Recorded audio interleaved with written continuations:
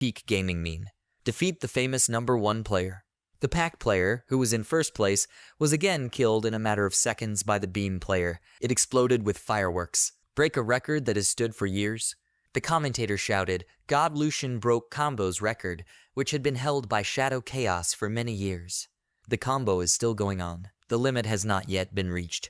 Chen looked into the distance with a malicious look and asked a question, Shadow Chaos, how much does he think he can beat the record?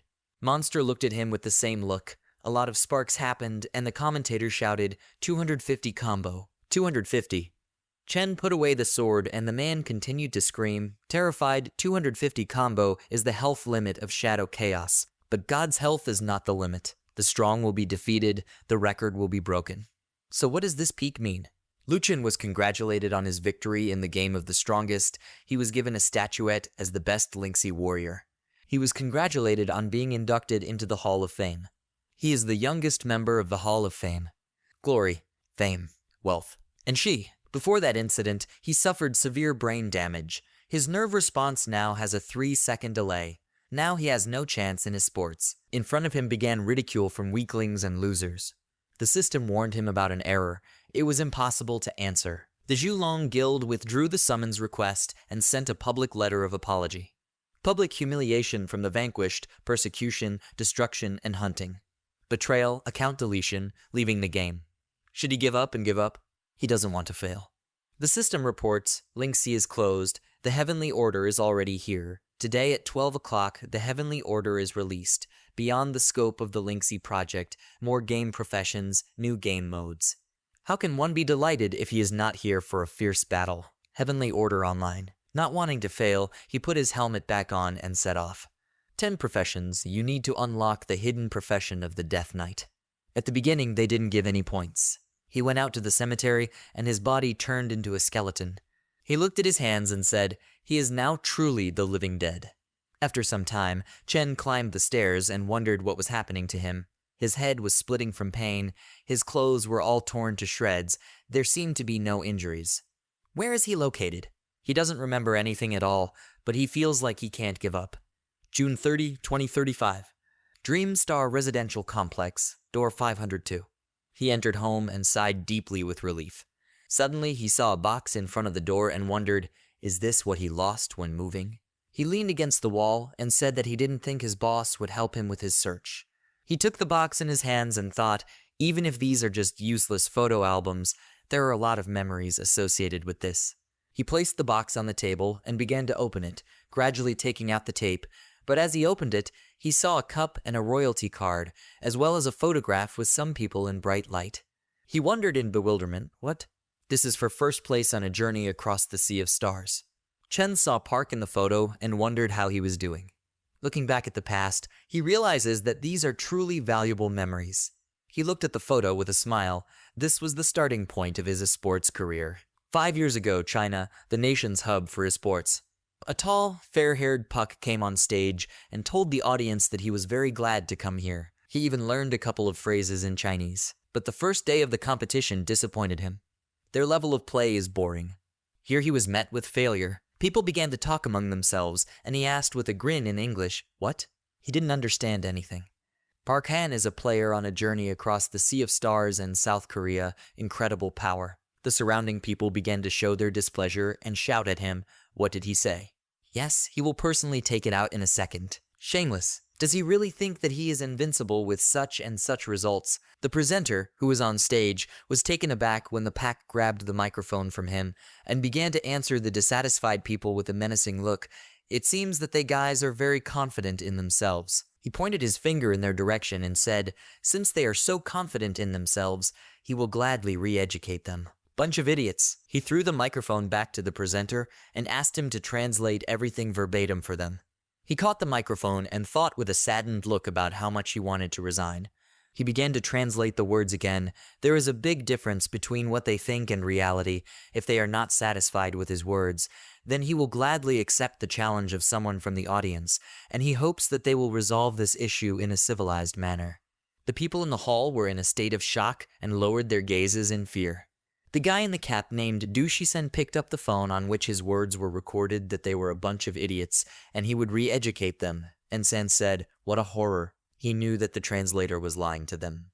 Someone shouted, "Rayon, you need to wipe that smile off his face." He replied, "No, that's not interesting." Shisang asked him not to be a coward. What if he takes him out to dinner if he wins? Luchin spoke back, then let him feed him twice. They shook hands and Chen stood up from his seat. The people around him began to support him and shout for him to win. The presenter said that we need to pay attention to this because someone has left. This is a freshman student at University S, and he is ready to take on the challenge. He began to walk towards the stage, and the people around him looked at him in surprise and began to discuss. Some girl asked for his description and realized that she had already heard about him somewhere. Another guy asked the question, "Who is he?" Another one looked at him and said he saw him in the arena. "Is this a freshman? Isn't he too young?" He approached the pack, who with a proud look asked not to overestimate himself. Chen yawned and picked up the headphones, and when he put it on his head, he said that he would quickly sort everything out and go eat. Someone shouted, "This guy is from a famous sports university. Many industry leaders graduated from the University S." He began to quickly finger the keys. They are looking forward to an exciting match. The competition is about to begin. The pack player did not use the provided game mechanics of Rank A and immediately switched to mechanics of Rank S. The player simply must choose from the library of Rank A mechanics. Otherwise, wow. He didn't pay attention to the library at all and chose an S rank mechanic. How shameless this is. A worthy player for his country. He's not going to lose. The pack player activated a pillar of fire. The player has deftly dodged the enemy's killing blow.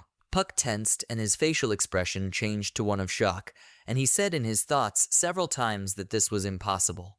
The commentator continued to discuss. Having dodged the attack, he immediately attacks back. This guy is just something. He destroyed an S-rank core with one blow of his sword.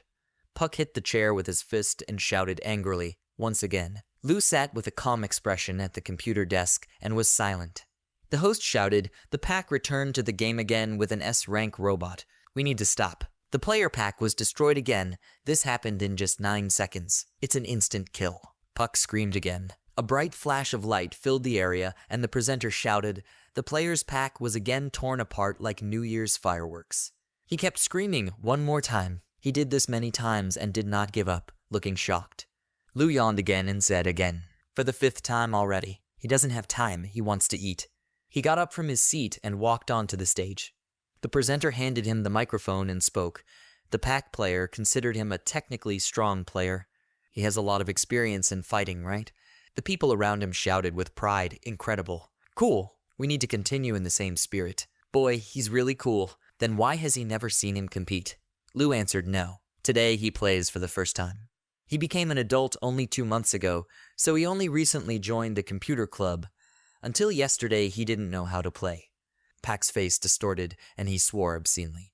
People started shouting to him in triumph, "Well done, guy. He's very good. This is an incredible game for the first time. He is a real king, the new king of the battle arena. Now he is their future in esports. Handsome, maybe he'll look at the camera here. This is very cool." Shisang filmed him while those around him cheered. Since then, he has become an esports star. He later learned that Park H1 retired due to psychological problems. Famous, he chose the popular game of Grief and took ID dust. He has successfully started his journey to dominate his country's esports scene, and with this trophy out of the box, it is his first trophy in the game of sorrow. He took it in his hands and said that this was their first competition against each other. Final for the title of best player in Grief. Someone screamed during a fierce battle, and this is the power of a Hall of Fame player. This is simply incredible. The battle of two great gods is in full swing. It is difficult to predict the outcome of the battle. Many bright sparks appeared around the sword. There will be no tricks in this battle, only a battle of sword and flesh. The competition between such professionals is much more exciting.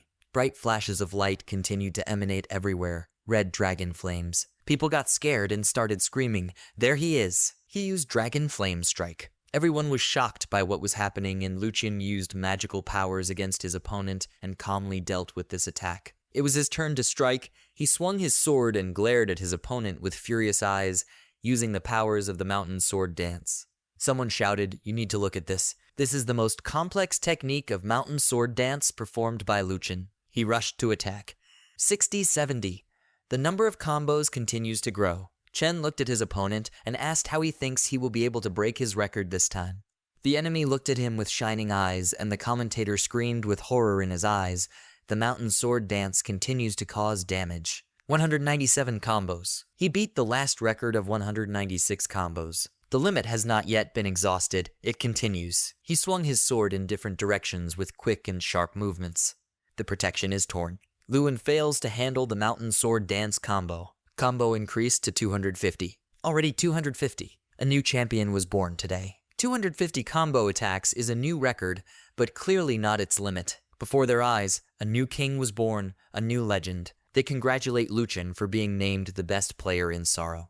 It seems that this was their only official battle, who knew, but they will write on the trophy the number of combos they made. They end up being trophies for his combo rather than for him. He remembers how they laughed at him because of this. He picked up the red award and said, having carefully examined it, thanks to his records, he entered the Hall of Fame. Making history as the youngest member of the Hall of Fame, he made the front page of the newspaper every day. It's a pity that life is a fickle thing. He had so much fun, but now he's somehow embarrassed because of it. If it weren't for that accident. He was told that recovery was going very well. He managed to recover from such a serious accident in just 6 months. But his nervous system leaves much to be desired. His nervous response has a 3-second delay. This will not affect everyday life, but it will affect high intellectual activities definitely. After damage to his nerve cells, he began to have problems and his rating began to fall. He ended up in 100th place. One of the players said, there are only 100 people in the Hall of Fame, and here he is in place 98. Will he be given a new certificate? Chen walked past them, looking with a sad look, and the player said in fear, what a horror. He looked at them. The other one spoke, and so what? Not rated higher than him. Yes, and there are 3 of them. After a car accident, he turned into a clown and the cause of everyone's ridicule. The players warily grabbed their weapons in their hands and looked at them with a malicious look, saying that they were scared. But you can't blame them. He turned away and walked in an unknown direction, and they told him to get out of here. Ancient Sword Guild. Chen went inside and screamed in horror. What a horror! Was the guild robbed? What happened to the building? Boss? A girl with a bow weapon in her hand came out to him and said that she was here. Chen asked what happened to this place. She replied that some members of the guild, fearing persecution, decided to leave the guild. They beat, robbed, and destroyed everything they could get their hands on. They were worse than the enemy guild. This girl is the deputy head of the Ancient Sword Guild. He bowed his head and asked, Boss, how is she? She replied that he shouldn't worry about it, everything was fine. He said, regarding his request for withdrawal of funds, maybe if he leaves, then these enemies will leave the dream soul of the ancient sword alone. She said in response, what nonsense is he talking about? He is one of the founders of the ancient sword dream soul. She touched his shoulder and continued to say, out of the 4 stars of the sun, moon, and dust, they cannot lose even one. Their goal is him, as well as the ancient sword of the soul's sleep. Their guild was too famous back then. The fastest way to become the new king is to defeat the old one. Too many people want to step on their bones and take the throne. By the way, yes, yesterday someone sent him an invitation to a competition on behalf of the guild. He asked again, Chaos of Candle Shadows. She answered, yes, exactly. Chen said he was rejecting it. He wouldn't be able to overcome it now. She spoke back, okay, she will decline the call on behalf of the guild. Suddenly, the system window reported an error that it could not be rejected. The Dragon Candle Guild withdrew the challenge request and sent a public letter of apology. He was surprised, and with a questioning expression on his face asked, is something wrong, boss? She spoke back, the senior manager of the Dragon Candle Guild withdrew his request and will issue a public letter of apology. He asked again in bewilderment, a letter. With apologies? But to whom? She looked at him with a sad expression and answered them. They believe that he does not have enough qualifications to compete with the Chaos of Candle Shadows. This will only reduce the value of the Chaos of Candle Shadows. They believe that accidentally summoning Candle Shadow Chaos had some impact on their ancient Sword Dream Soul Guild and apologized to them. The letter was sent more than 1,000,000 times in the game. That is, everyone is aware of it. After that, she turned to him and asked about his well-being. He silently looked at the floor, but suddenly made a joyful expression on his face and said, okay, if there is nothing else, he will continue clearing the dungeon. He walked down the stairs while his boss looked after him with a feeling of deep sadness. After the apology letter incident, which was joint pressure led by the Dragon Candle Guild, the Ancient Sword's dream soul completely sank to the bottom. his esports career also came to an end. In the end, he and the boss burned the 7 Dragon Meadows before their guild closed, and then deleted their accounts and left the game. He wiped his head with a towel and said with a grin, "This is comfortable." This was their way of expressing the dissatisfaction of the ancient sword dream soul. He looked at his watch and saw that the hand was at 7, and realized that he could use the computer before going to bed. Loading lag is very slow. He grinned and spoke, his delay also quite slow. Again in the forum title. He began to move the computer mouse across the table, but suddenly he noticed something was wrong and said this. Finally discovered it. They all left the game, and there are still 100,000 comments cursing him. If it weren't for him, the guys who chased him tirelessly back then, he wouldn't have burned the 7 Dragon Meadows like that. He leaned back in his chair and thought about the fact that it was very difficult for him, after which he grinned and said why he began to look through the forum again, he had better go to bed. He saw the box under the table and said, "This is the Heavenly Order gaming helmet, sent especially for the Hall of Fame by the Yahang Group Company. Been persecuted for so long that I even forgot how I am a member of the Hall of Fame. I need to unpack this." In the end, the Heavenly Order was awarded as a masterpiece that transcends mental pain. The system window says, "Spiritual pain is closed, the Heavenly Order is here, release at 12 o'clock at night." A design that masterfully surpasses spiritual pain, more game classes, new gameplay modes. How can he be happy if he is not present at such a fierce battle? The level here is higher than in spiritual pain, VFX and graphics are more advanced. But this slogan, game professions, how can one be delighted if he did not come to a fierce battle? How can he be excited if he's not here? He put on his headphones and heard a voice call from Shisan, whom he greeted and asked him a question. What does he want from him in the middle of the night? He shouted back, "Where is he?" His phone is off. There is no connection on WeChat either. "What's happening?" He replied that he had forgotten and did not know where he had gone. Shisan asked him again, "Did you forget?" He is drunk. Spiritual pain has been closed, but there is no need to pay attention to such grief. What they lost, they will regain with the help of the Heavenly Order. He asked again, "Heavenly Order?" He gave up so he can go to the Heavenly Order himself. Shisan asked again, "Did he give up?"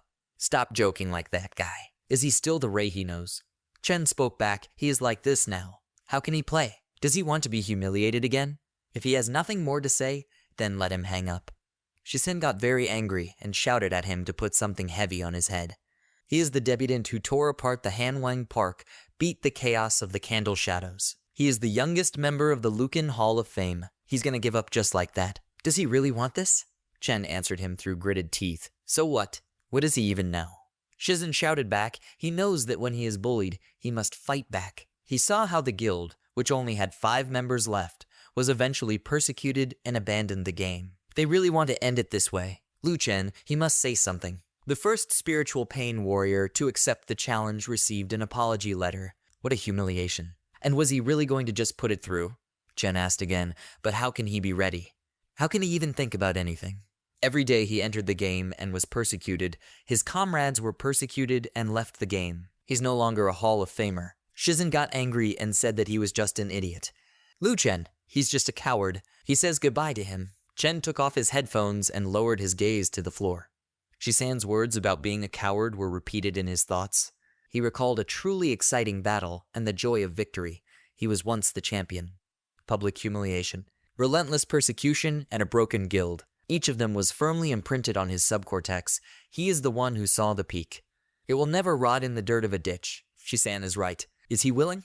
He's ready. Suddenly Chen shouted, wearing a virtual helmet, "Heavenly Order, he is ready. Heavenly Order, it's here." A blue beam of light formed around his body, which enveloped his entire body, and he sat silently, waiting, and suddenly realized that he had the feeling that he was traveling through a lot of data.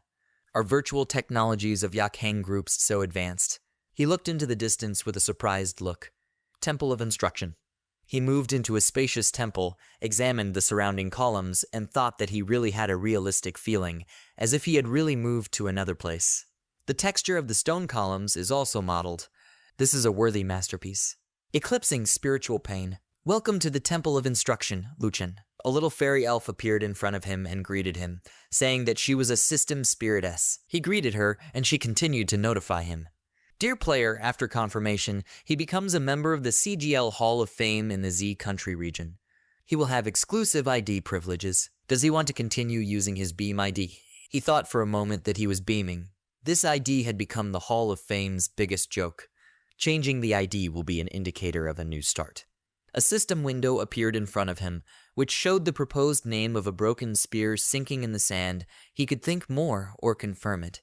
After briefly thinking about his choice, he realized that now he was no longer a member of the Luchin Hall of Fame. This player is a broken spear sinking in the sand. He sharply pressed the confirm button, and he asked him again, a broken spear sinking in the sand. He grinned, then rejoiced and said, a broken spear sinking in the sand, the iron still not straightened. He will sand and scrub to restore it to its past glory. These 4 words are very poetic. He's so charismatic. He is the remnant of the dream soul of the ancient sword, returning. He bent over in surprise at these statements and asked a question. The player is a broken spear sinking in the sand. Does he want to start a competition and choose a profession? His eyes glowed a bright blue, and he responded with a grin. Go. He was presented with 10 professions. There were many different figures in the room. Which path would suit him best now? Movable knight, balance warrior, or an archer dealing damage to a single target? What a horror, it's very difficult for him to choose. How about returning to his old role as a warrior? The system notifies you of the prompt. The helmet initiates an operation to collect blood samples to identify the body. He closed his eyes and suddenly a needle pierced his body. The blood draw began. His hand shook and he wondered, blood draw. Does the helmet take samples?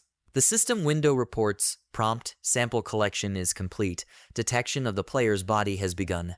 By definition, his heart rate is reduced by 30% of the normal human value. By definition, his body temperature is reduced by 70% of the normal human value. His blood pressure is reduced by 40%.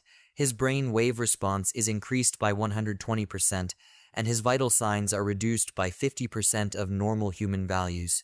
He opened his mouth in surprise and wondered with an anxious look what was going on. Why did everything around glow red? Is his VIP-level helmet fake? A red beam shone from his room directly onto the street, and he shouted not to touch it. He spoke, referring to his physique. The system opened a hidden class. He looked thoughtful and asked what kind of class it was that had caused so much excitement. She asked again, does he want to look at it? He agreed with the proposal, and the system congratulated him on unlocking the hidden class. This is the Death Knight. Death Knight, the strongest warrior from Hell.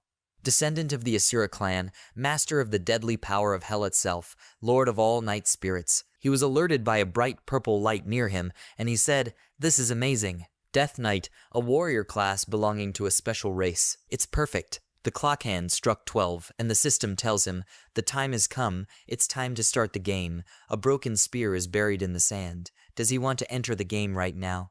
He answered with confidence, yes. Suddenly someone shouted, get up. Left dead. The system reports that Ryog is a village of newcomers for corpses from chaos. He found himself in a cemetery, being a skeleton, and looking around he wondered why his respawn point was so dirty. What a horror. How did he become this? It is not right. What about the Death Knight? This has nothing in common with the original picture. The system reports that the skeleton of death is the initial form of the knight. He thought about it. He needs to forget about it. After all, this is a special class. The skeleton is cool. He just has no blood and flesh and feels empty. There is no tissue and blood. This doesn't mean that. But suddenly he lowered his head and saw the tissue on his thighs, which is why he was horrified and spoke. He is a man with iron bones and hot blood, but now he is just bones. The system window reports, the chief magician of the Luanchi Ridge, the village of newcomers for corpses from chaos, is Naivan.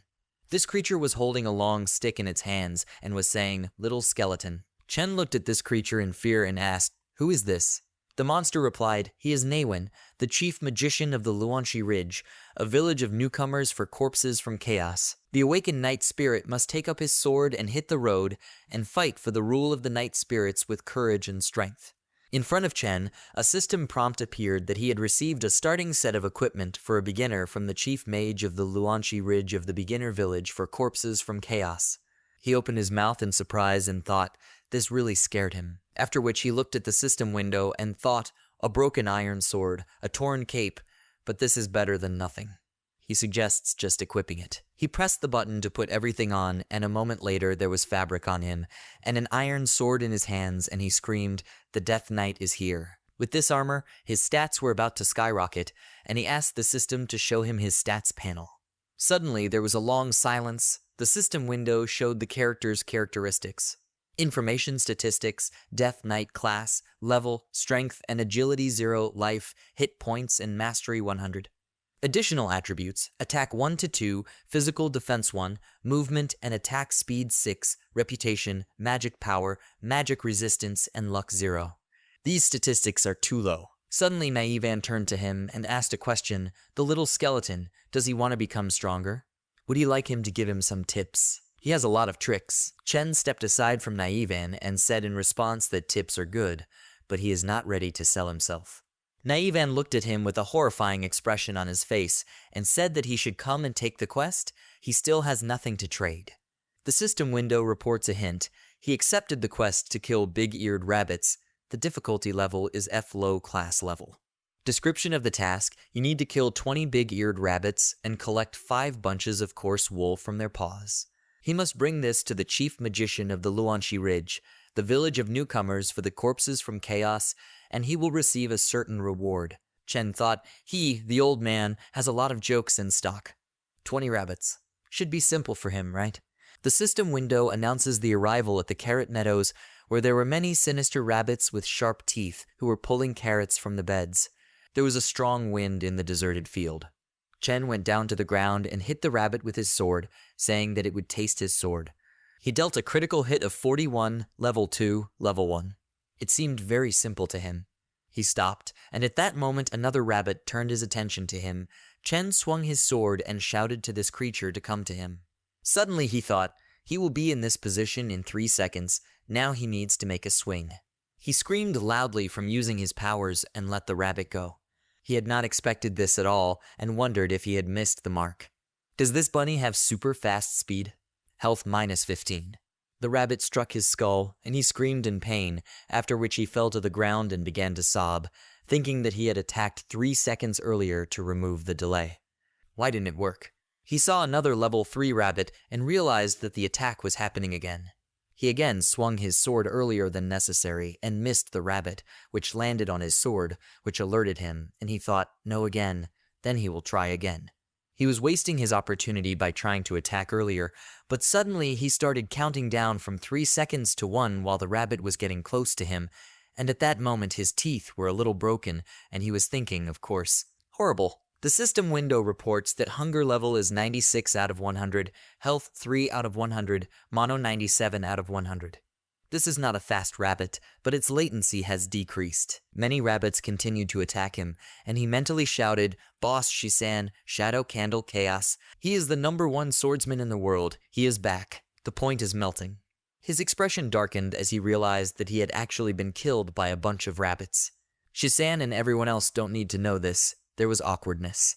But how did his latency drop to 0.9 seconds? It is very strange. He suddenly felt dizzy, an enveloping sensation as if he had forgotten something. We have to think, maybe he really forgot something. Sport car, baseball bat, his gaming deposit, and the second Master Guanya. What does he have to do with all this? He remembers that the doctor said that his nerves had a certain chance of healing themselves. Could it be that the very self-healing that the doctor spoke about happened? Maybe he should take some time and visit the hospital for a medical examination. In the meantime, little bunnies, he's coming to them. The system window notifies you of a hint. You need to attack the weak point of the big-eared rabbit and get a 50% bonus to damage. He greeted the little bunnies and continued his battle with these creatures. The rabbits looked at him in fear and dropped the bitten carrot, after which he also dealt a critical blow 41, 45, 42. The rabbits scattered everywhere from his blows, and he received bonuses.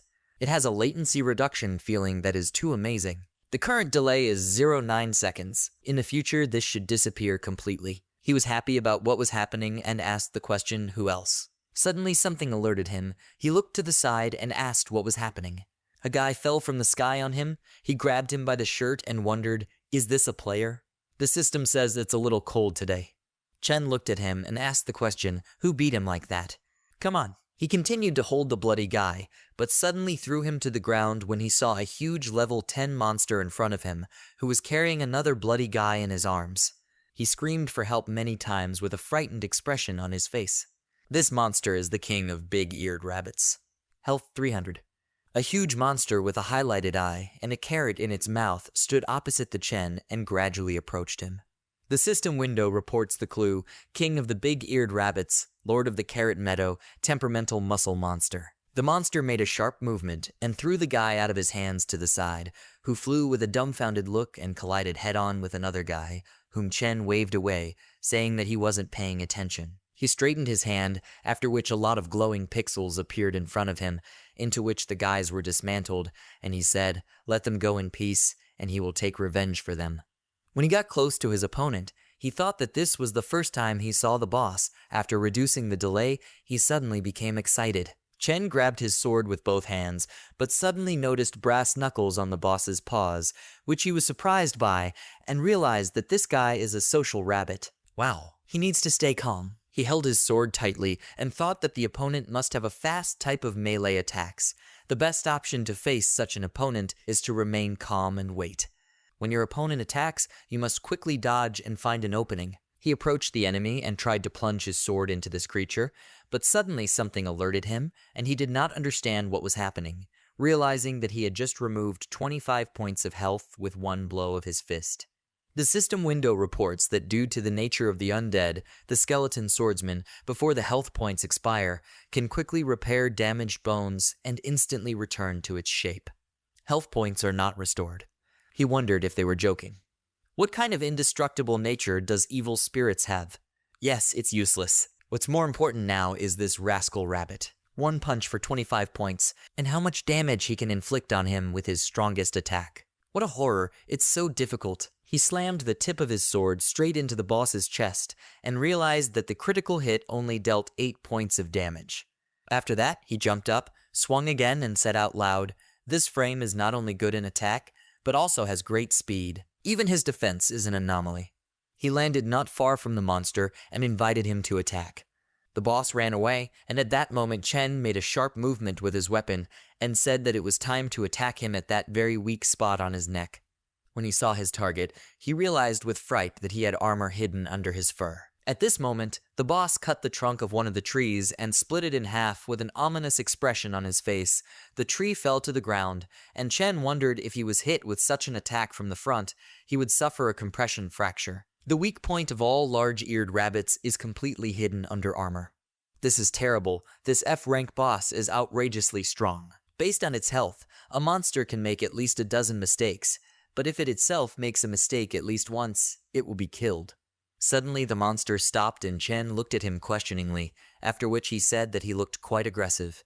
The boss grabbed one of the trees and lifted it with his own strength, pulling it out of the ground with its roots.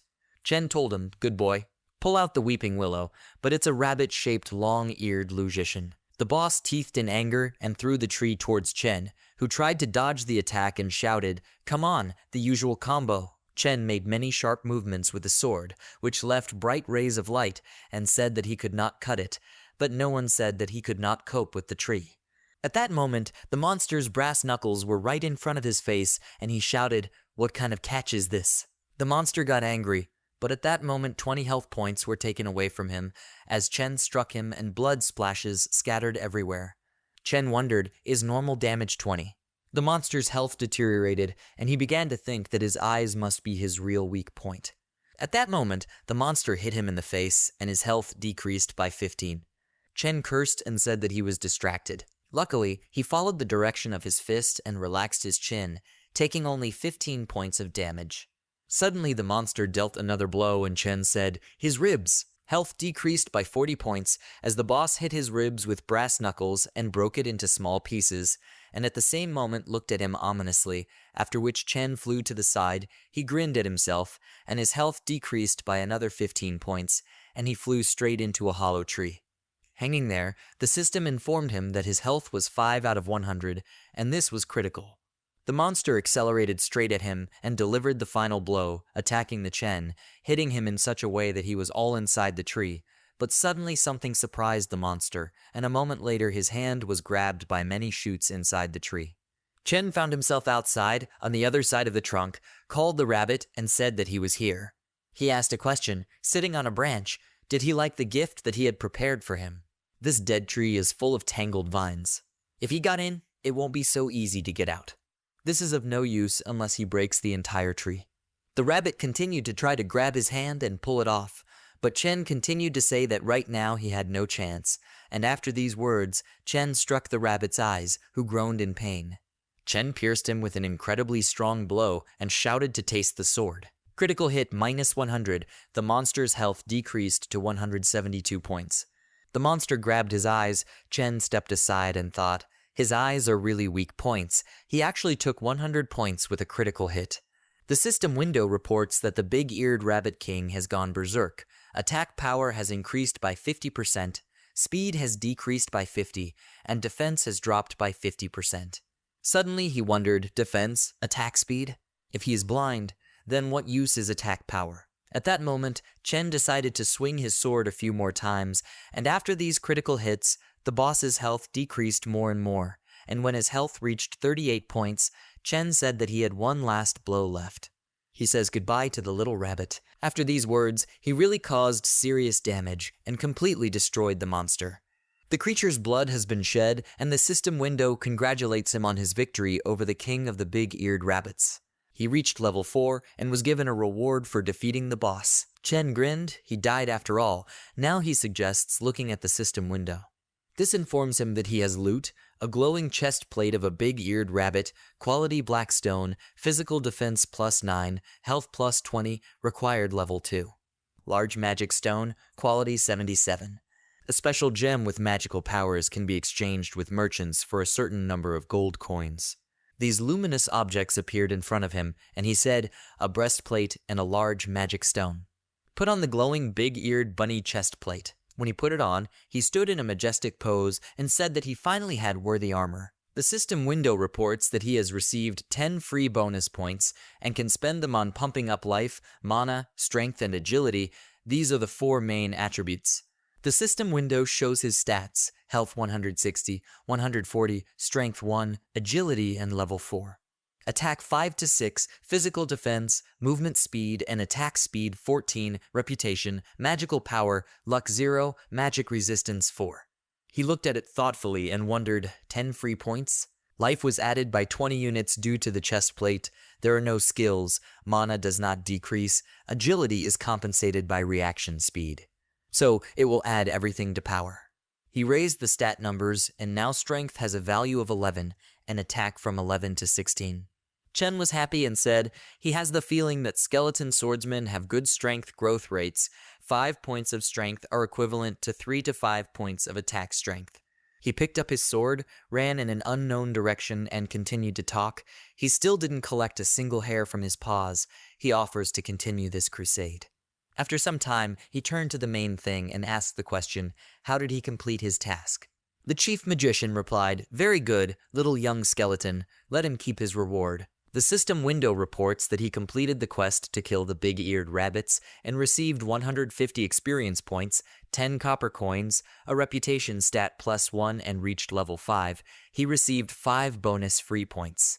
Chen was delighted and said, this is cool. Chief Mage, does he have any other quests? He replied, of course, let him accept the new quest. The system window reports that he received a new quest to kill the green mantises, quest level F rank, medium. The quest contains the following. He needs to go to the Forest of Morning Light, kill 100 mantises, and collect their blades in the amount of 10, then take them to the head mage of the beginner village for the corpses from Chaos. Chen asked again, 100 bogomolofs. He needs to find a merchant and buy some healing potions to prepare for the long battle. The chief magician suddenly became a merchant and asked again, the little skeleton, is he looking for a merchant? Chen asked in surprise, is he also a merchant? The magician answered, there are few night spirits, they value versatility. Chen looked at him silently, then walked up to him to take a closer look at the glowing stone and asked a question with curiosity, how much does this magic stone cost? They both examined it very carefully, and the merchant replied, it is of good quality, so it is worth 1,540 copper coins.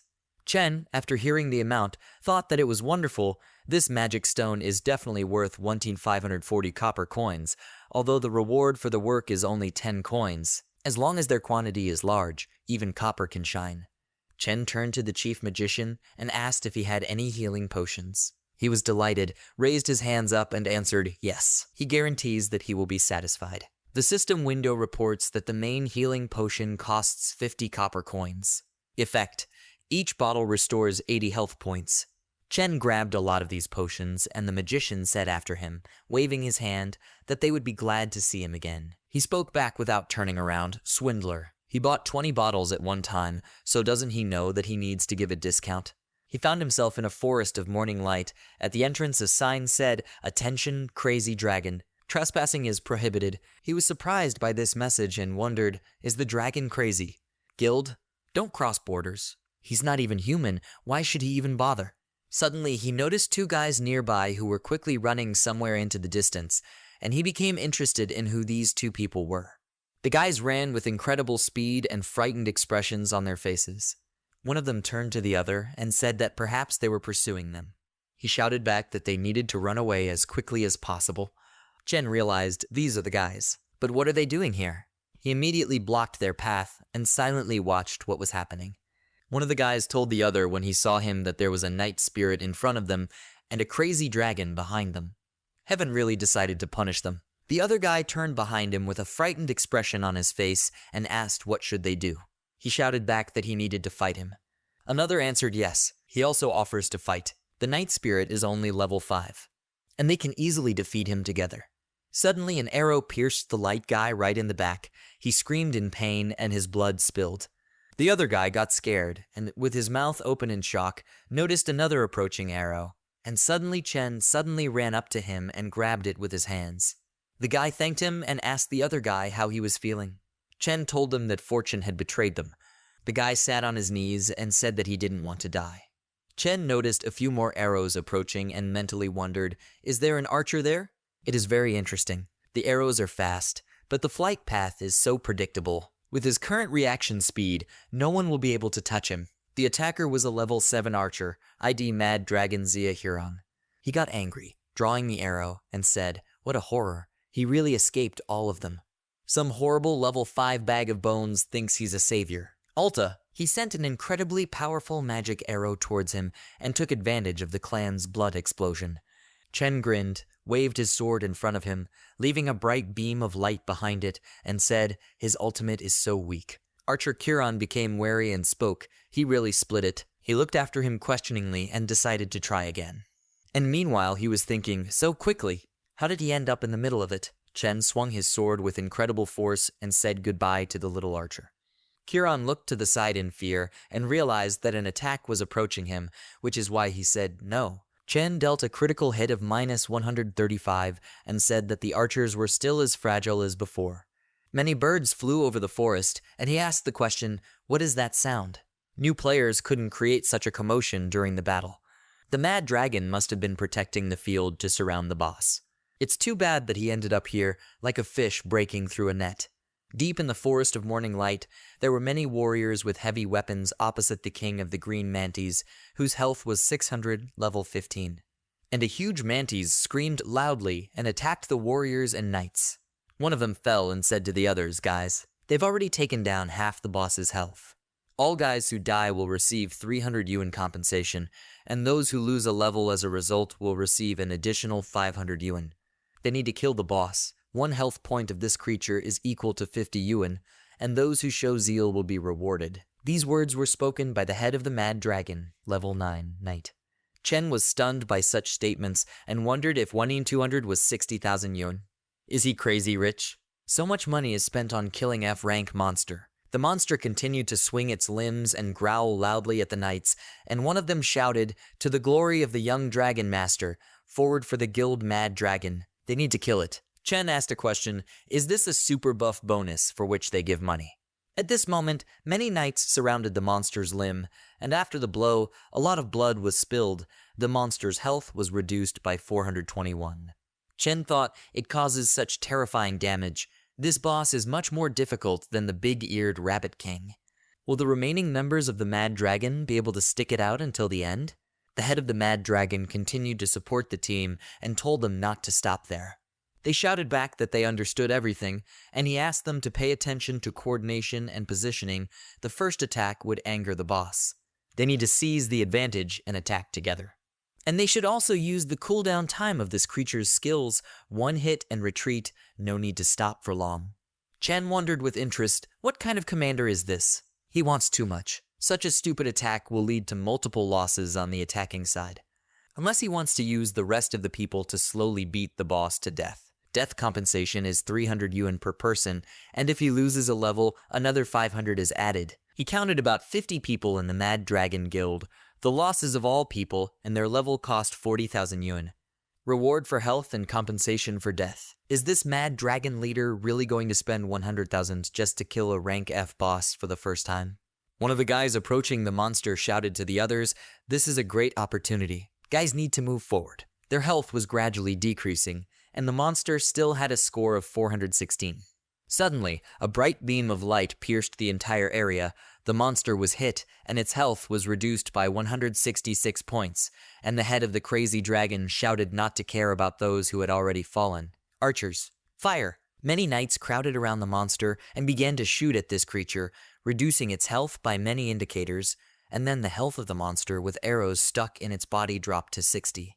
The head said with a joyful expression on his face, "The archer squad did a good job. When the boss is 1 point on their meter, they should stop attacking and let him finish." Chen, watching what was happening from afar, thought that it was not surprising that this boy was almost level 10. It turns out that he single-handedly takes 50% of the final experience from killing the boss. At that moment, the monster straightened its limbs and roared very loudly. The entire area lit up with magical light. One of the knights flew to the side and wondered what was going on.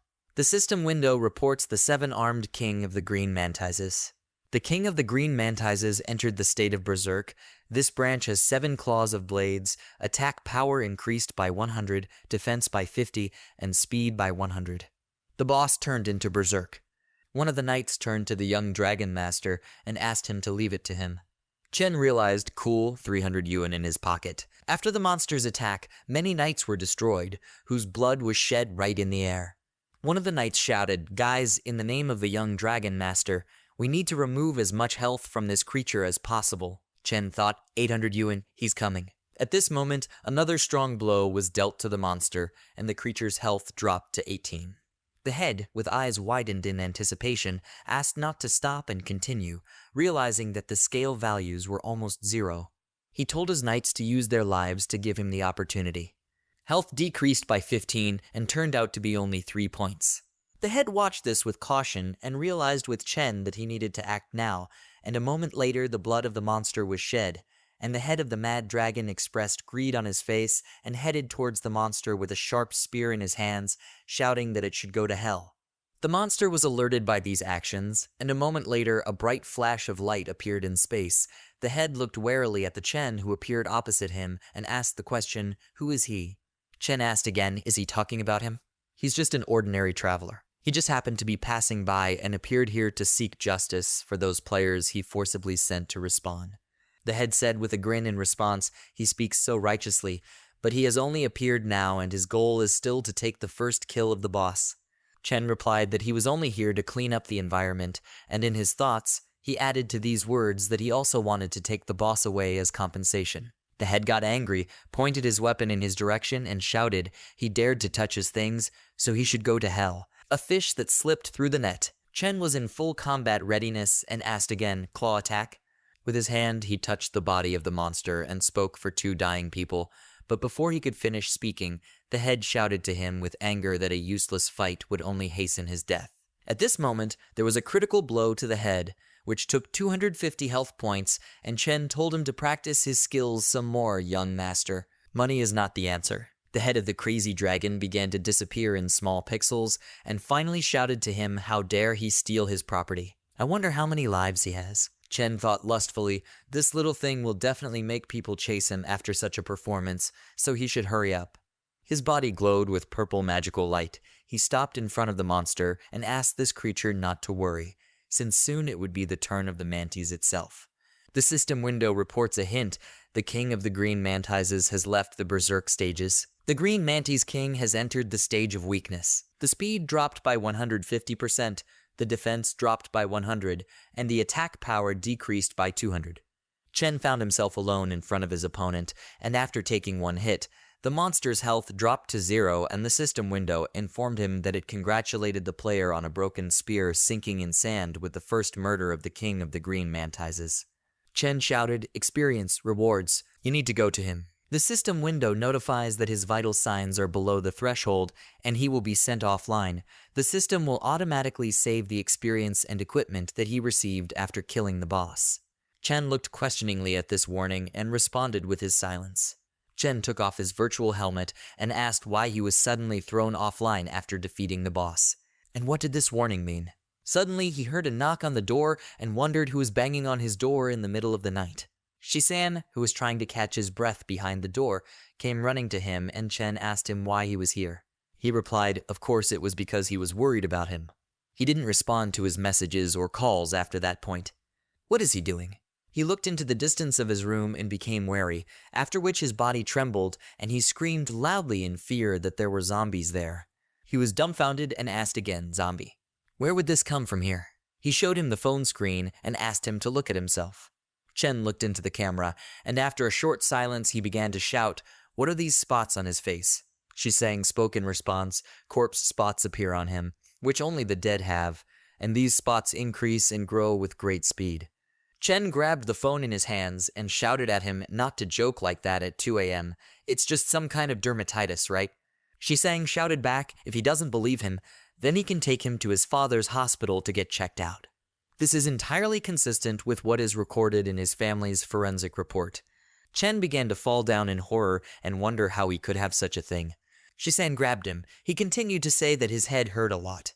Shisan shouted at him to hold on. He would take him to the hospital right away. 4th City Hospital, Emergency Department. After some time, the doctor examined him and said with a frightened expression on his face that these were indeed cadaveric spots. The head doctor's name is Du Zhonglin. Shisan asked again, "Father, what is happening to him?" He listened to his heartbeat and chest sounds and said that it was difficult for him to say right now. First they would do a blood test, and then he would organize a PET CT scan. This is too strange, this really exists. Hematology laboratory. Chen walked up to Du sitting at the computer and asked what the test results were. He replied, "It is not easy to explain. It is an illness that has never been seen before. A giant virus in his blood that defies biological explanation." Chen asked with fear, "A giant virus? Could it be that he became infected with the zombie virus?" Zhonglin replied, "No, this is too much. But what's strange is that it does not destroy the health of the cell, but restores the damaged ones.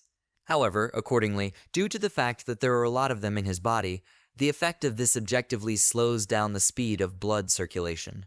Does it slow down the blood flow? Cadaveric spots are just the consequences of this. In his case, the following happens. The blood flow slows down, causing blood to accumulate on the surface of the skin. And the current speed of his blood circulation continues to gradually drop. As soon as the blood flow finally stops, he most likely, but Zhongling could not finish this, and Chen realized that he would die as soon as the blood stopped. After that, Zhongling stood up, touched his shoulder, and asked him not to be so depressed.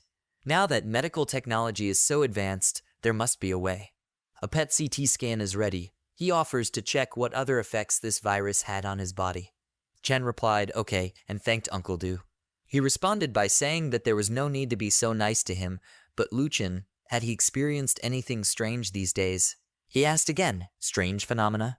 Suddenly he remembered the bright red gate, walled up with thick chains, and said, slowing down a little, "No, nothing." Zhonglin asked him again, "Is it really okay?" He turned away and replied, "Nothing." In the PET CT scan office, he was lying down undergoing an examination, and Shisan asked his father a question, "Does he suspect that Chen is hiding something?" He replied that he just wanted to make sure. Maybe he really doesn't remember what happened to his body. This is a defense mechanism of the psyche. Shisan asked again, "Does he mean that he has post-traumatic stress disorder, which made him forget certain things?" He spoke back, exactly like that. Shisan, he should read a couple of medical books at home. Based on the speed of his blood flow, he should have already had a stroke, or something worse would have happened. At the moment, the situation is not very optimistic. He suggests informing his family as soon as possible. Shisan got scared and asked again, "How can this be?" Chen, meanwhile, lay under the medical equipment with his mouth open and suddenly realized that he felt very warm. Zhonglin came closer and said that he would bring the film, and for now Shisan should take Chen to the MRI room. He himself would join soon. Shisang ran back into the office and replied, "Okay," and at that moment something greatly surprised Zhongling, who widened his eyes and screamed in surprise, then screamed, who dared to scream in a hospital in the middle of the night. Shisang was dumbfounded, pointed his finger into the distance, and asked his father to look there. Zhongling looked questioningly into the distance and saw that the corpse stains had completely disappeared from Chen's body. Zhonglin asked in bewilderment, "How is this possible?"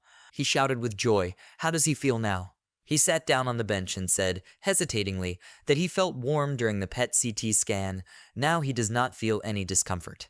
Zhongling cupped his face with both hands, looked deeply into his eyes, and realized that this was too overwhelming. His face is normal. Hands are fine. The pupils are normal. Just thanks to X-ray radiation, the cadaveric spots completely disappeared. Having made this conclusion, he jumped to the side with a frightened expression on his face, began waving his hand and saying that he needed to hurry up and bring the blood sampling equipment here. No, he suggests we go to the laboratory now. Chen asked Uncle Du to calm down.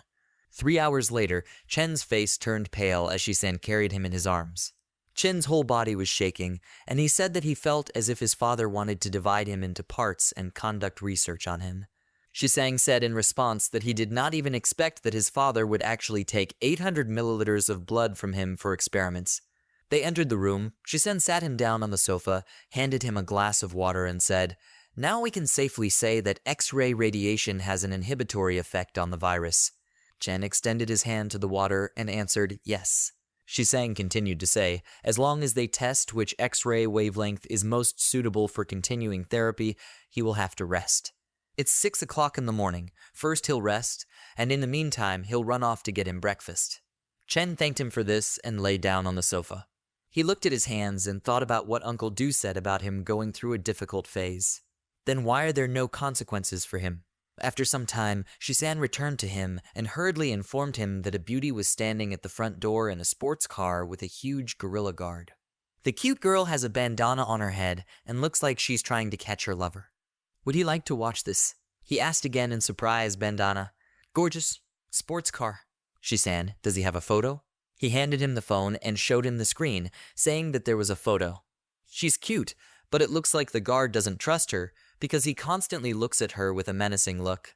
Suddenly he realized, this person is the boss. He remembered everything. This night, after his first meeting with the boss, he died. This made him laugh very much, and his expression became frightened.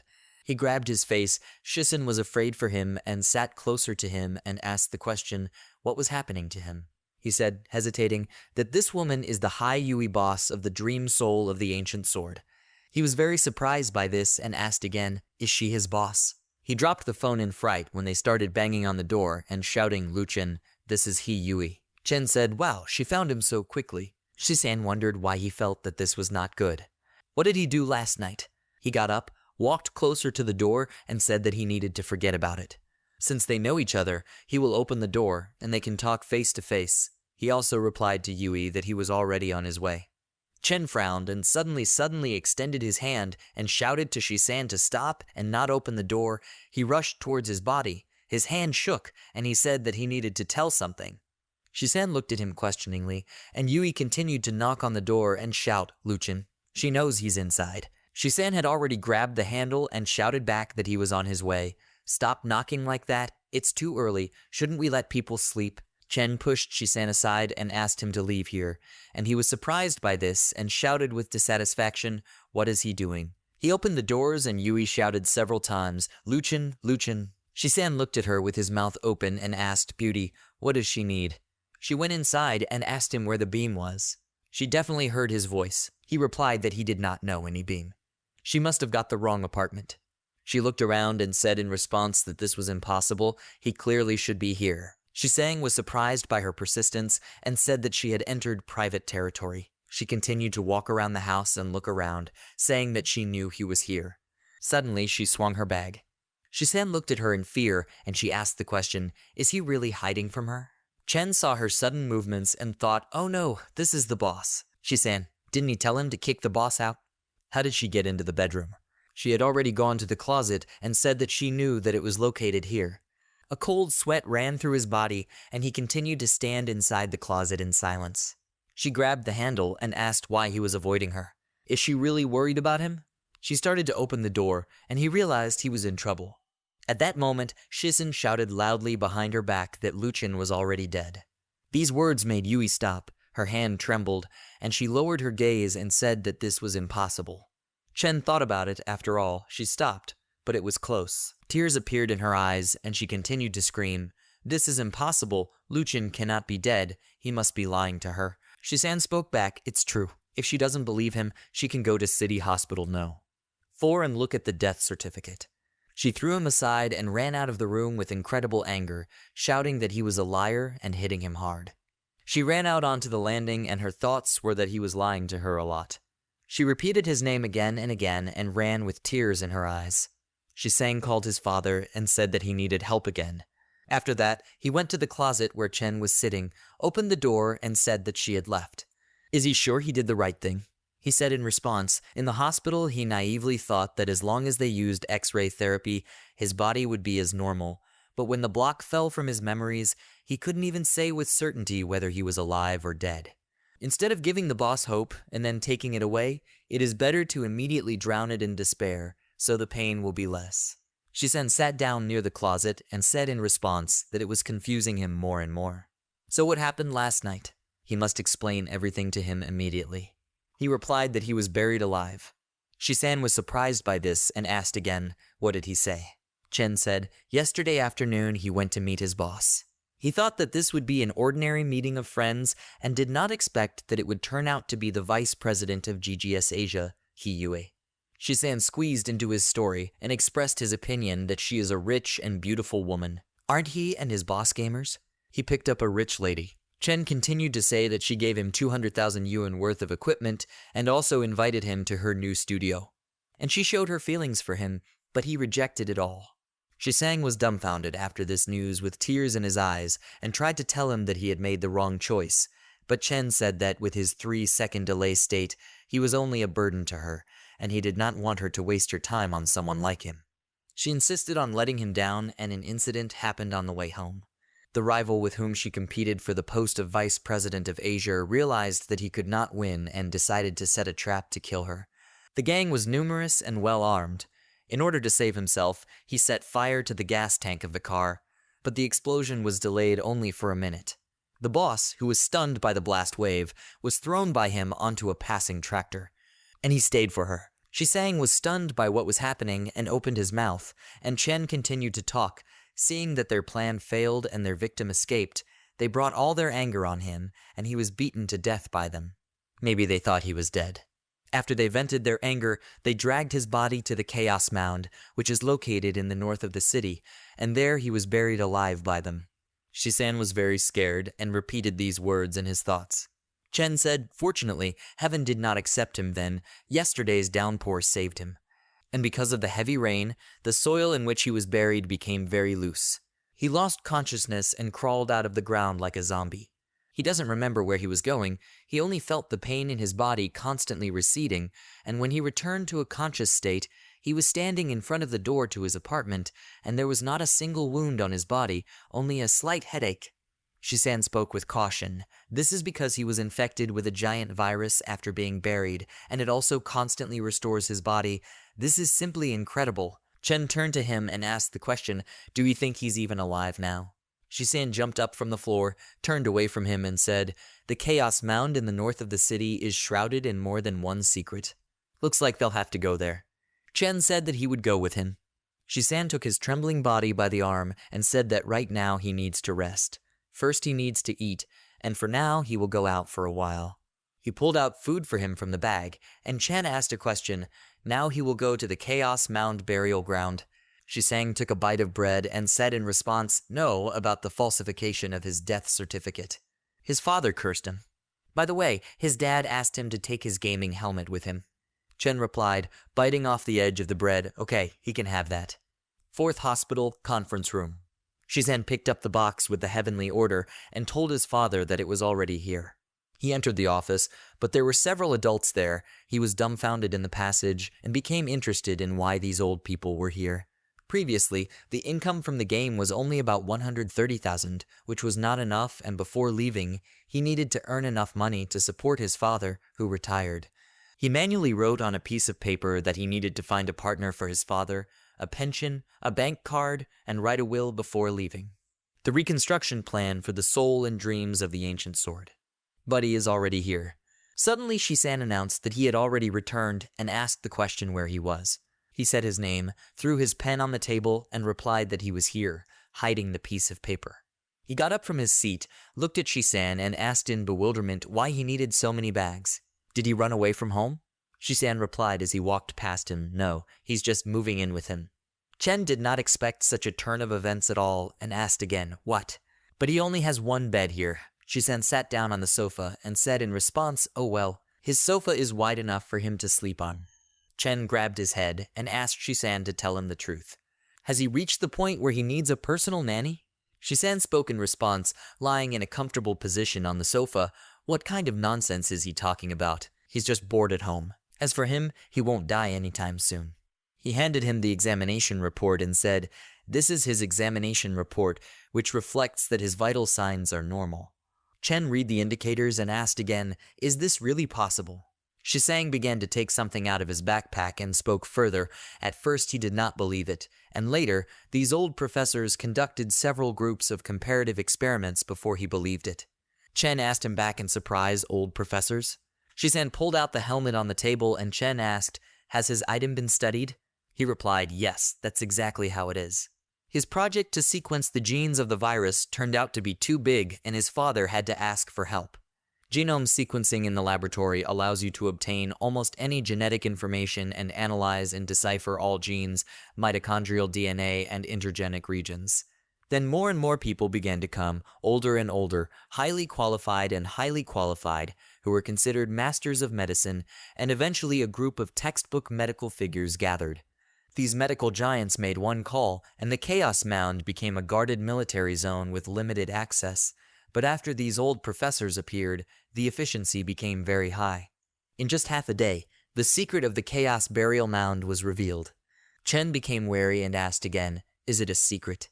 Shisang continued to say that a group of tombs dating back to the end of the Han Dynasty had been discovered under the Chaos Mound. Perhaps this is somehow connected with the Yiguan, but the specifics of the situation require further excavations. Chen grabbed his head and said, it feels a little mysterious. Shisen sat down on the sofa and said, there are even more mysterious things. In the corpse fluid flowing from the tombs, they found a virus RNA identical to what is in his body. He realized a corpse fluid as ancient as the world. What kind of virus is this? Shisen handed him the document and asked again, isn't it written there? The ice corpse virus is named after him. Chen looked at the documents and said, this is really a good name. Shizan picked up a small doll from his backpack, turning away from Chen, and said that he should look first while he sorted out his things. Chen continued to read the documents and wonder why the characterization of the virus ended with a brief description without any more detailed explanation. Shisang pulled out his toys from his backpack and said, in less than a day, these highly qualified doctors were able to write only a short report. For a more detailed characterization, this remains to be further studied. The only characteristic that can be given with a 100% guarantee is super strong recovery ability. This virus is constantly repairing his cells, strengthening his body, so now his physical fitness is ridiculously good.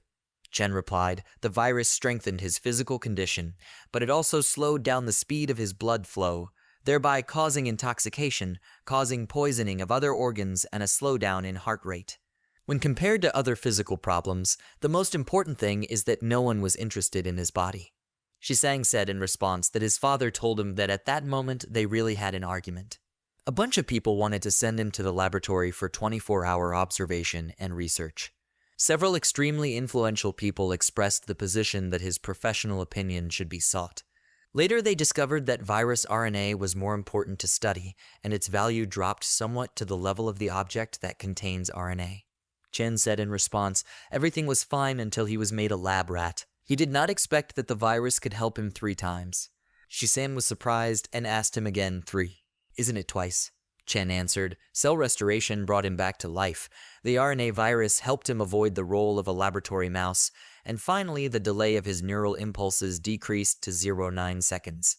Shisan was stunned by this news. He suddenly jumped up on the sofa and shouted at him the question seriously. He threw back the backpack with his toys and Chen said in response, "Yes." Suddenly, Shisan grabbed the virtual helmet and said, "You need to act faster." He should take him into the game and let him feel it too. This thing can repair cells, then it should be able to repair the nerves of his brain. How could he not have thought of this simple logic? This would also be a good chance to test the X-ray system that Dad and the others had installed there, and then they'd see if it worked. Chen grabbed the virtual helmet, began to put it on his head, and asked again, "X-ray system." What it is. Shisang began to explain that in simple terms, his helmet can now emit X-rays to inhibit the effect of the virus, so now he does not need to visit the hospital every day and undergo radiation therapy. Isn't this wonderful? Dissatisfaction appeared on Chen's face, and he told him that in the end he doesn't need to appear there all the time, and he can undergo therapy at home. Shisen showed him the information ring and said that in addition to the helmet, there was such a thing. Chen looked at it curiously, put it on his hand, and asked what it was. Shisen replied, "This is a vital sign detector that can read his condition and send him in real time to the hospital for constant monitoring. But he still needs to undergo a full medical examination every week to be fully operational." Chen saw a bright light coming from the bracelet and asked what was going on. "Shisan, what is this red line?" Shisan looked at his hand and asked again with a frightened expression on his face, "Is there a red line?" His bracelet began to emit bright flashes of light even more intensely, as well as make loud sounds. They were both very scared and their mouths were open in shock, and moments later a very loud sound was heard from their apartment, even on the street. There is an ambulance at Lu Cheng's entrance. Du Zhonglai puts a special bracelet on Chen and exclaims, "Great." Lu Chen looks at this and wonders, is everything okay? The red line and electric shock won't suddenly appear again, right? Du Zhongli replies no, then turns his head to the side where Shisan is standing against the wall and notes that if someone had not forgotten the basic principles of debugging before putting on this bracelet, this situation might not have happened at all. Chen immediately tries to calm him down and says that Shisang also worked hard today. No wonder he forgot about it. But Zhonglai adjusts his glasses and frowns, thinking that this brat has forgotten how to use the bracelet. He should be reminded of this. Lu Chen hears this and says in excitement, "What?" Du Zhongli explains that this bracelet can monitor his vital signs in real time. Displaying a red line means he has heart problems.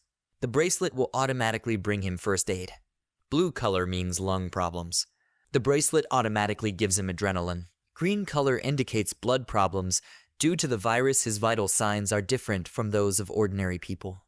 Shisang didn't adjust the parameters before he dared to put this on Chen. He hears this and notes, no wonder, as soon as the red line appeared, the bracelet began to discharge. Du Zhongli calms him down and tells him not to panic when the lines appear. If he is in the city, he will disconnect to him in half an hour. And if he wants to leave the city, then he will have to provide them with a report in advance. This is also for his safety. He hopes that Lu Chen understands. Chen listens to this and thinks that the ability to move is limited only within the city. This must be the biggest concession they have made. After a while, he waves after the car as it drives away and wishes him a safe journey. Zhonglai shouts back at him to contact him immediately if anything happens. After a while, Du Shisan and Lu Chen enter the apartment. Shisan sits down on the chair and exclaims, "He's finally gone." Chen holds the helmet in his hands and says that his uncle also debugged his X-ray system. He's going to check it out. Suddenly, Shisen exclaims sharply, by the way, "Is his game ID still the same?" He would later add it online. But Lu Chen says he changed it. What about him? Then they look at each other and simultaneously suggest that they say it together. The next moment, Lu Chen screams, a broken spear sinking in the sand. Shisen also shouts, "Peerless Master." They then stare at each other and Chen leaves, sarcastically noting that Du Shisan has a nice name. Shisang immediately asks irritably, "Isn't he worthy of this?" Lu Chen appears from behind the door and replies, "He is certainly worthy." Also, Shisang should hurry up and install the client. He will be waiting for them to surf the internet together with an incomparable master. At that moment, a slipper flies in his direction, and Du Shisan shouts that it annoys him. But Chen manages to close the door and thinks that Shisan should wait for him. He will make him a real incomparable master. Then he puts on his helmet and realizes that he has wasted too much time. He wonders what his rank is now. Online. After the helmet starts up, the X-ray system will also work. It is so sweet. After this, information windows with prompts appear sequentially. The player, a broken spear, drowning in the sand, reconnected to the game. He returns to the location with the current coordinates being the green manted morning light forest, green manted burrow. The player with a broken spear sinking in the sand receives a green jungle blade. In the forest of the morning sun, namely in the hole of green mantises on a small hill, a sword is stuck into the ground, from which a green glow emanates. The information window describes the equipment. This is a black stone weapon. Attack from 10 to 18 adds 4 to strength. The required level is 8. The broken spear reaches out to the blade, and Lu Chen wonders how he thundered into the mantis' lair. It must be that the offline coordinates are tied to the green blade. He then exclaims, "Now is the time to try out the power of this." The next moment, an energy stream with a purple tint flies out from a hole located in the tree trunk.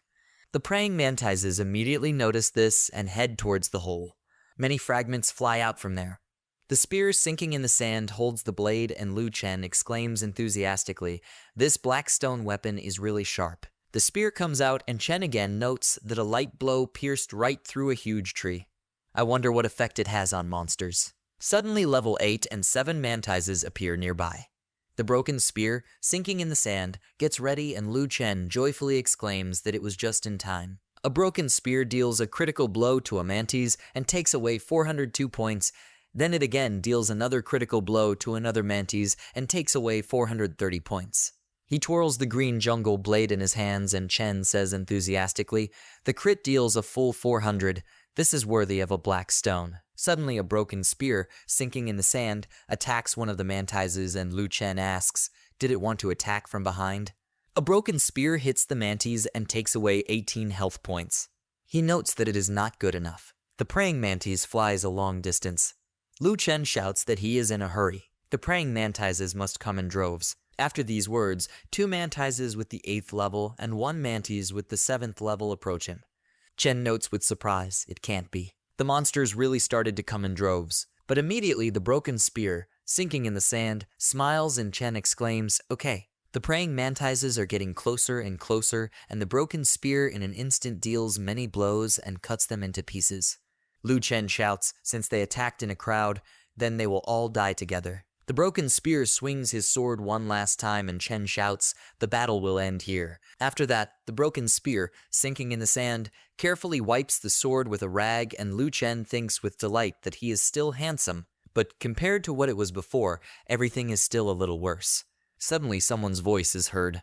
Someone screams loudly, a broken spear drowning in the sand. Chen wonders who called him, but then he sees an undead judge with an unspecified level. The information window shows a hint. The undead judge is the strongest undead in purgatory. He was born thanks to a contract. The power is unknown. The broken spear sinking in the sand gets scared, and Lu Chen wonders, this high-ranking character wouldn't look for trouble with him, right?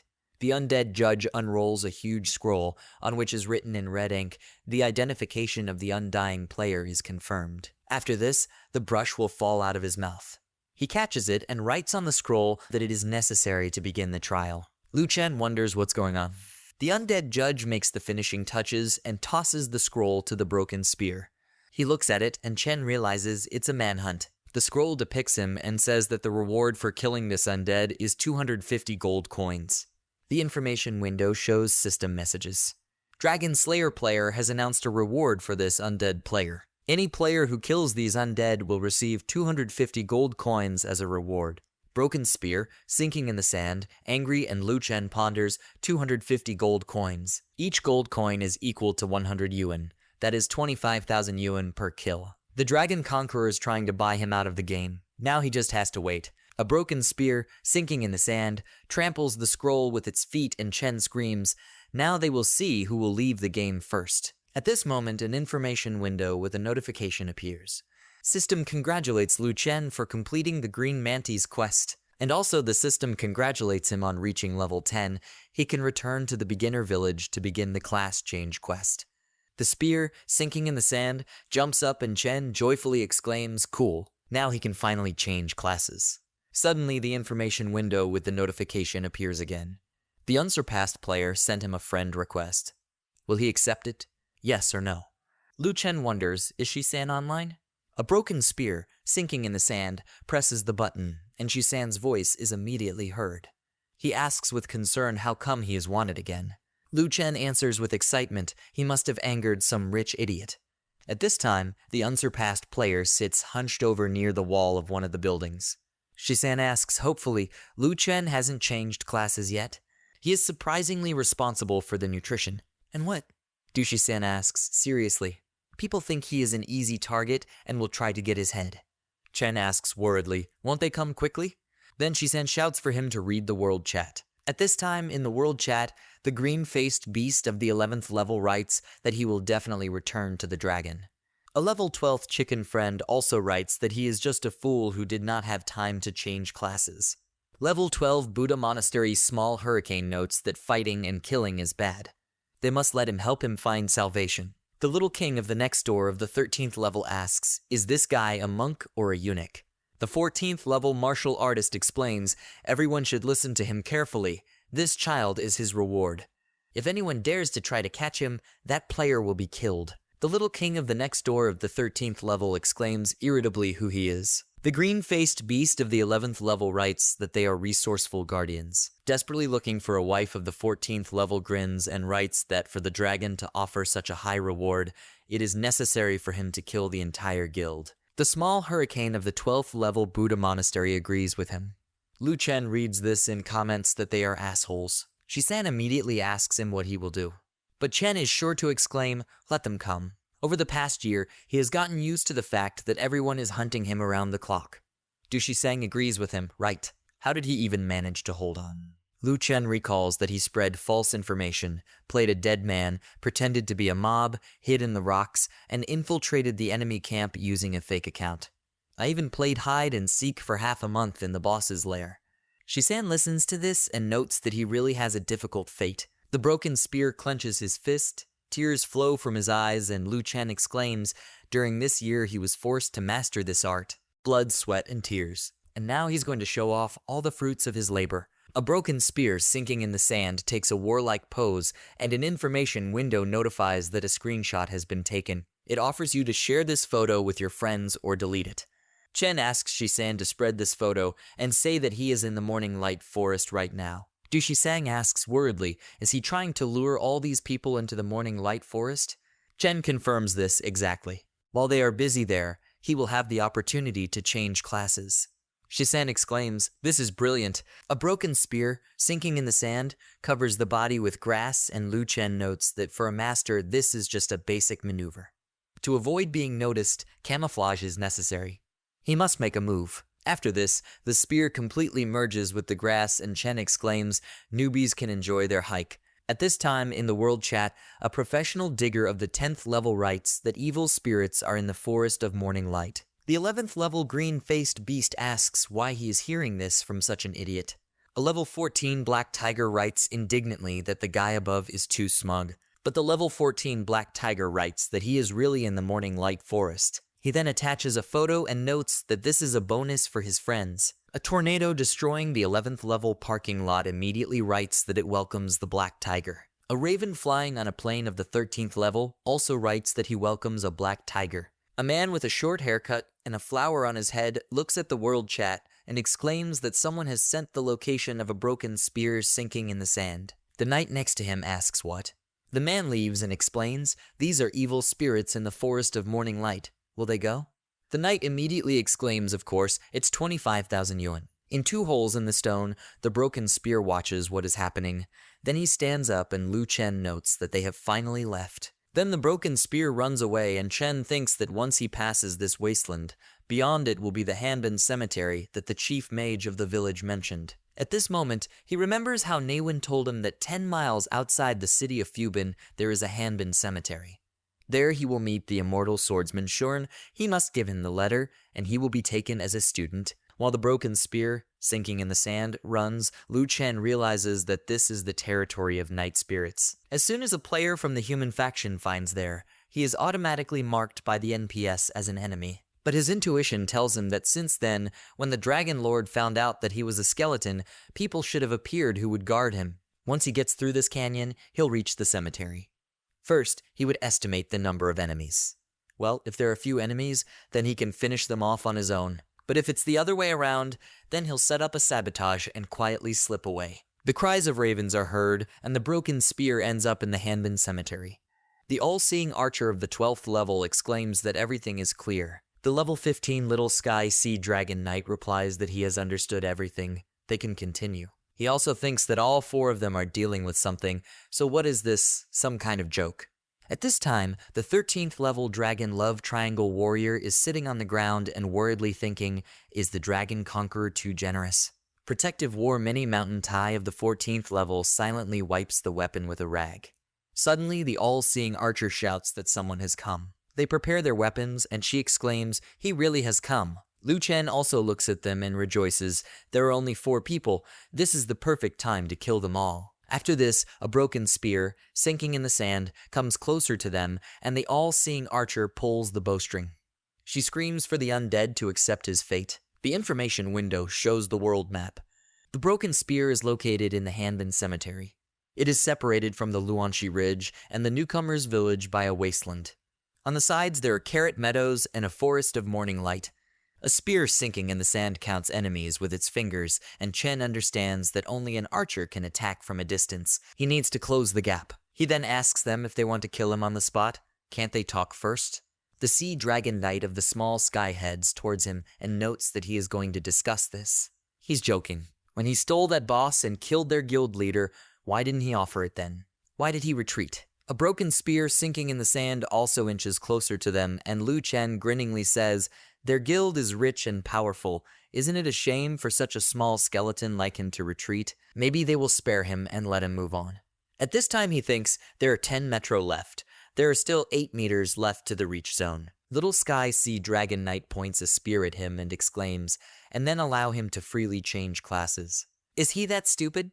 Their order is to end him once and for all. But given his attitude, he can only consider killing him once. Still, he cannot afford to be bored. Waiting for his corpse at the respawn point. Lu Chen then asks, this will take too long, so why even bother? At this moment, the broken spear, sinking in the sand, comes even closer, and Chen notes that there are only 5 meters left. The Sea Dragon Knight of the Small Sky walks around him from the side and asks with a grin, should he be released after the insult and the guild? Chen does not answer. The spear, sinking in the sand, continues to move forward, and then Lu Chen hopefully notes that there is still 3 meters left. The broken spear continues to walk, and Chen exclaims, it looks like he really offended someone. He shouldn't have done that. The Sea Dragon Knight of the Small Sky holds a blade of grass in his mouth and exclaims that the ability to get rid of the chase and get all the way here in general already proves that he has good skills. But it pales in comparison to them who changed class. There are many powerful people in their guild. Even he can only take 10th place. In the future, they will be able to compete even with Shadow Candle and his guild Dragon Candle. From the moment he crossed their path, his playing career was already over. A broken spear, sinking in the sand, sits down on the ground, and Lu Chen laughingly notes that these guys are going to compete with the shadow of a candle. What a Sea Dragon Knight of the Little Sky is ignorant. Protective Warrior Mini Mountain Tai exclaimed that he is an idiot. He dares to laugh at them. He must die. Like him, drowning and in the sand, he lowers his head down, and Chen invites them to end such a boring conversation here. He wants to show them how ignorant they are. The all-seeing archer frowns and says that he is too self-confident for the 10th level. He must die. With these words, she shoots him with a bow. Little Sky's Sea Dragon Knight looks at this in surprise and says that she shouldn't have done that. But the broken spear, sinking in the sand, dodges, and the all-seeing archer receives critical damage, and 160 points are taken away from her. The spear bounces as the archer falls from the rock. Lu Chen notes with disdain that they placed an archer in the front row. Their teamwork really makes him laugh. Little Sky Sea Dragon's goal notes in surprise looks in surprise at the broken spear and realizes that things are bad. The broken spear wipes the sword with his cloak, and Chen says that they are idiots. They stood in complete unconsciousness, watching just hundreds of meters away. The enemy was approaching directly towards them. Are they blind? Little Sky Sea Dragon Knight desperately shouts that everyone should remain calm. It's still 3 for 1. He can't change his class. Protective Warrior Mini Mountain Tai agrees it's true. Then a broken spear, sinking in the sand, heads towards them, and the Little Sky Sea Dragon Knight screams for everyone to disperse. They must surround him. He attacks the spear and exclaims he must die. but the spear pushes him away with his foot and Lu Chen shouts that it is useless. Without the support of an archer, he is invincible. At this moment, the Dragon Love Triangle Warrior swings his spear and shouts, "Killer Blade." A broken spear sinking in the sand turns around and Chen is perplexed. Is this an ambush? The broken spear tries to hold back the blow, but at that moment a protective warrior approaches and, swinging his weapon, shouts for the undead to die. He uses his shield blast. The broken spear, sinking in the forest, is still holding off the attack of the Dragon Love Triangle Warrior, and Lu Chen shouts for them to pay attention to how he will send him flying. At this moment, the weapon of a defensive warrior approaches him, but he makes a hand gesture and the weapon does not harm him. Lu Chen wonders, did the defensive warrior miss, or did he just move faster? His speed has increased. First, he will increase the distance. After this, the blade of a broken spear, sinking in the sand, clings to the blade of the killer warrior of the love triangle, and Lu Chen exclaims in confusion, "What a pity." The spear jumps up, making a heart gesture in the air, and Chen also exclaims joyfully, "Great." With his current retracement level, he may be able to challenge the shadow of the candle within 2 days or so. Now he must drive them away. How powerful he is with a delay of 7/10 of a second. Defensive War's Mini Mount Tai approaches him and exclaims, "Undead." A broken spear sinking in the sand looks at it in surprise, and a protective warrior, raising his shield up, exclaims, "Where in the ground?" Lu Chen understands that this is the charging skill of tanks. Then, in an instant, a broken spear, sinking in the sand, runs past him, causing 2 critical damage and taking away 250 points twice. Chen notes that he has such a long skill delay. He's practically a dead turtle to him. Little Sky Sea Dragon Knight looks at this and wonders how this is possible. The tank was killed in 1 blow. Suddenly he sees a spear sinking in the sand, taking away guild members 56 points, 64 points, 42 points, 58 points, and 24 points. After that, he stops and Lu Chen notes that there is only dessert left. Broken Spear approaches the Little Sky Sea Dragon Knight and shouts that he shouldn't worry, now it's his turn. The knight screams in fear to wait a little, they can discuss everything. But at this very moment, the Broken Spear deals him a critical blow and takes away 300 points. Chen apologizes and says that he doesn't want to discuss anything with his enemies. After that, he leaves the Hanbin Cemetery area. Lu Chen says that the rest of the crazy dragon members should arrive soon, so he better hurry inside. At this moment, among the scattered skeletons, the Little Sky Sea Dragon Knight stirs and widens his eyes in healing. The knight gets up and notes with relief that it was very close. Then he reasons the broken spear sinking in the sand should have left by now, right? Suddenly, the spear comes towards him and Chen distracts him. "Hey!" Little Sky Sea Dragon Knight screams in fear, and Lu Chen asks him how he was reborn at the place of death. Is he hiding some kind of resurrection potion? The knight immediately explains no. And players who are at the 15th level, he can be reborn at the place of death after death. He just reached the 15th level.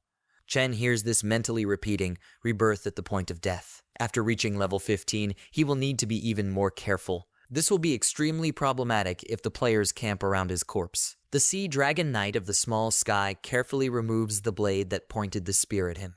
After that, he asks with excitement, he explained everything, can he be free? But a broken spear, sinking in the sand, hits him with a sword a couple of times and takes away 1 point of vitality. Lu Chen clarifies, wasn't he arrogant before? Why is he so timid now? The knight explains that they lost even 4-1. He is too strong, he must spare him. At this moment, an information window appears in front of the knight with a voice call from the Dragon Conqueror. He wonders with irritation why now, of all places. Then Little Sky Sea Dragon Knight is about to hang up before Spear noticed.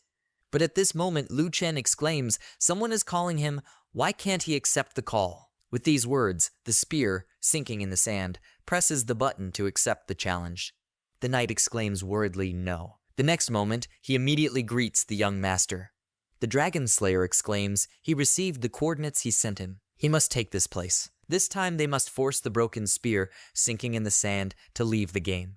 Suddenly Chen shouts, Dragon Slayer. His guys really are persistent little freaks. At this time, a generation of dragons is quickly heading somewhere, but suddenly stops and exclaims in bewilderment, evil spirits. Lu Chen immediately exclaims, absolutely right, it's him. He took care of his kids, and he is waiting for him at the Hanbin Cemetery. Does he want to kill him? He's too young for that. The Dragon Slayer gets angry and Chen adds, Now he must listen to him carefully as he kills this boy again. Little Sky Sea Dragon Knight exclaims with tears in his eyes, no. If he dies again, he will return back to level 14. A broken spear, sinking in the sand, holds him by the hair, and he screams for the young master to save him. The Dragon Slayer shouts that the spear is broken. He must not touch the knight. But at this moment, the call is interrupted, and the information window notifies that the player has been killed. Then the Dragon Conqueror frowns and notes that he is undead. After that, he gives instructions. Some people go with him to the Hanbin Cemetery. The rest go to the respawn point. The subordinate immediately responds, okay. Then he exclaims again, undead. It will make him quit the game at level 0. At this time, someone in a cloak of a broken spear, drowning in the sand, is on the periphery of the Hanbin Cemetery. Suddenly some noise is heard, and at that moment a spear flies at him and someone shouts for this idiot to die. The Dragon Conqueror appears and orders the archers and mages to attack him. Into the tree on which the unknown person was standing, immediately subjected to numerous attacks. The Dragon Conqueror exclaims joyfully, this is what he gets for provoking his guild. But at this moment an information window appears and calls for attention. The Dragon Conqueror, the Dragon Lord, the Earth God King, the Knight Enchantress attacked Fak, the leader of the Hanbin Cemetery Patrol Squad. All members of the human faction have been marked as enemies for the Night Spirit Patrol Squad. The archers immediately exclaims in bewilderment that, why? The Dragon Lord also shouts in bewilderment, a patrol squad. At this moment, the skeleton takes off his cloak and exclaims how dare people invade their territory and attack the warlord Fak. The leader of the Night Spirit Patrol Squad, Fak, appears in front of them with an unknown level. He exclaims that they even ruined the clothes his little brother gave him. Archers of Magic exclaims, it's a trap. The Fak is approaching them in the dirt so that they prepare for the redemption of endless death. Archers and magicians run into the scattered space and exclaim, this is the end. They celebrated them at the highest level. They must run. The Dragonbender tries to hold them back and yells at them not to panic. They must maintain the formation. At this point, Fak angrily remarks that he wants to get rid of everyone. The dead must rise. After these words, the corpses begin to move and grab the legs of the killing archers. They try to resist the skeleton, which continues to crawl out of the ground and scream, they need help. They must kill everyone. This is a real curse. The Dragon Conqueror also tries to fight back with the skeleton and exclaims, it can't be. Fak orders his brothers to kill them all. Then he jumps into the air and spins the bones with the skulls. Conquer the Dragons shouts that they need to call for reinforcements. The leader of the patrol squad of night spirits, Fak, asks again, reinforcements. This is wonderful. Just killing a few of them won't be enough to quell his wrath. After this, he orders the skeletons that they must fight without mercy. No one should be left alive. They can't let these people get to level 14 and kick them out of their territory. Broken Spear watches everything happen and Lu Chen notes that it really works. Then he remembers how he came to the newcomer village and asked the magician Naivan if he had a set of clothes like the one he was wearing. He immediately answers, yes, 1 copper coin apiece. Then the Broken Spear, sinking in the sand, claps with him and Chen says that he will take 10 pieces. After this, the spear, sinking in the sand, comes to Fak and Lu Chen enthusiastically addresses him. He is the popular leader of the famous patrol squad of night spirits of the Hanbin Cemetery. He is an idol without an even number of little skeletons just like him. Fak happily replies that he really is that famous. After this spear, then he is very in the sand and presents him with a big gift and Chen explains that he came from the countryside and these are the best clothes from their places. Mercilessly, he hopes Fak won't look down on it. Leader of the Hanbin Cemetery Night Spirit Patrol Squad, Fak, immediately exclaimed that the young skeleton has great potential. After that, he tries on clothes and a spear, and the drowning man in the forest claps his hands. Lu Chen notes that these clothes are truly worthy of Captain Fak himself. This cloak suits him so well, completely reflects the dirt, dilapidation, decadence, and darkness of their night spirits. Fak agrees with him, very well said. They, the night spirits, are the dirtiest, rotten dew. After this, the Broken Spear, sinking in the sand, puts his hands together and Chen asks if he can make a sketch of his majestic figure so that he can admire it in the future. Fak happily answers, of course. After that, he stands leaning on a tree and asks like this. The Broken Spear, sinking in the sand, runs away to the side and Lu Chen replies, yes, fantastic. He shouldn't change his position, don't move, he'll go and draw fuck on the tombstone. After that, he thinks that now the crazy dragon should slow down a little. Suddenly, an information window appears in front of the spear. sinking in the forest, which announces that he is receiving awards. Lu Chen exclaims in bewilderment, "These are new rewards." After a while, 3 information windows appear next to the computer, drowning in the song, and the system reports that Conquer the Dragons has declared war on the undead. People will fight to the death. Anyone who provides information about the whereabouts of the undead will receive 10 gold coins from the Mad Dragon. The bounty on the head of the undead has been raised to 500 gold coins. Conditions have been changed, now only murders. Lu Chen laughs and exclaims, the reward continues to grow. After that, he thinks that the Dragon Slayer can feel free to continue squandering his wealth. They will attract even more experts to him, who will become new steps on his path to the top. A broken spear, sinking in the sand, walks through the cemetery, then stops and finds itself in the depths of the Hanbin Cemetery. Lu Chen exclaims that it is here. Opposite him stands a statue. Then she leans over and Chen suggests that this must be the death swordsman Shurn the chief mage mentioned to. Suddenly, Shurn appears in front of the spear, drowning in the sand, and asks why he chose this path. Chen immediately exclaims, "Master." He's here for advice on changing classes, but Shurn points his weapon at him and exclaims that he must die. Lu Chen thinks irritably, it can't be. He can't dodge it. Then, broken by a spear, sinking in the sand, hands him an envelope. Chen explains that this is a letter from the main magician of the village. Death Swordsman Shurn with an unknown level takes the envelope and clarifies, is this a message from Naivan? Lu Chen is relieved, thinking that it was almost certain death. And why is this NPS so strong? The next moment Shurn notes that Naivan praises the young skeleton in the letter. His cunning shines, so he will follow his friend's advice and take him on as his disciple. But he must keep in mind that they, as swordsmen of death, need to have the dullest soul and body. Lu Chen immediately exclaims, "Okay, master." Shurn strokes the broken spear and exclaims, "Wonderful." And now he will call upon his talent. After that, he casts a spell. The dormant Lord of Death must wake up. He must unleash its dead power over the earth, overthrow all the rules that bind the world. The descendants of the immortals must awaken the innate gifts inherent only in a broken spear sinking in the sand. At this moment, violet energy waves appear around him, which accumulate in his palm. An information window appears, notifying that he has successfully mastered the talent and may not live. The power of immortals is a first-level talent.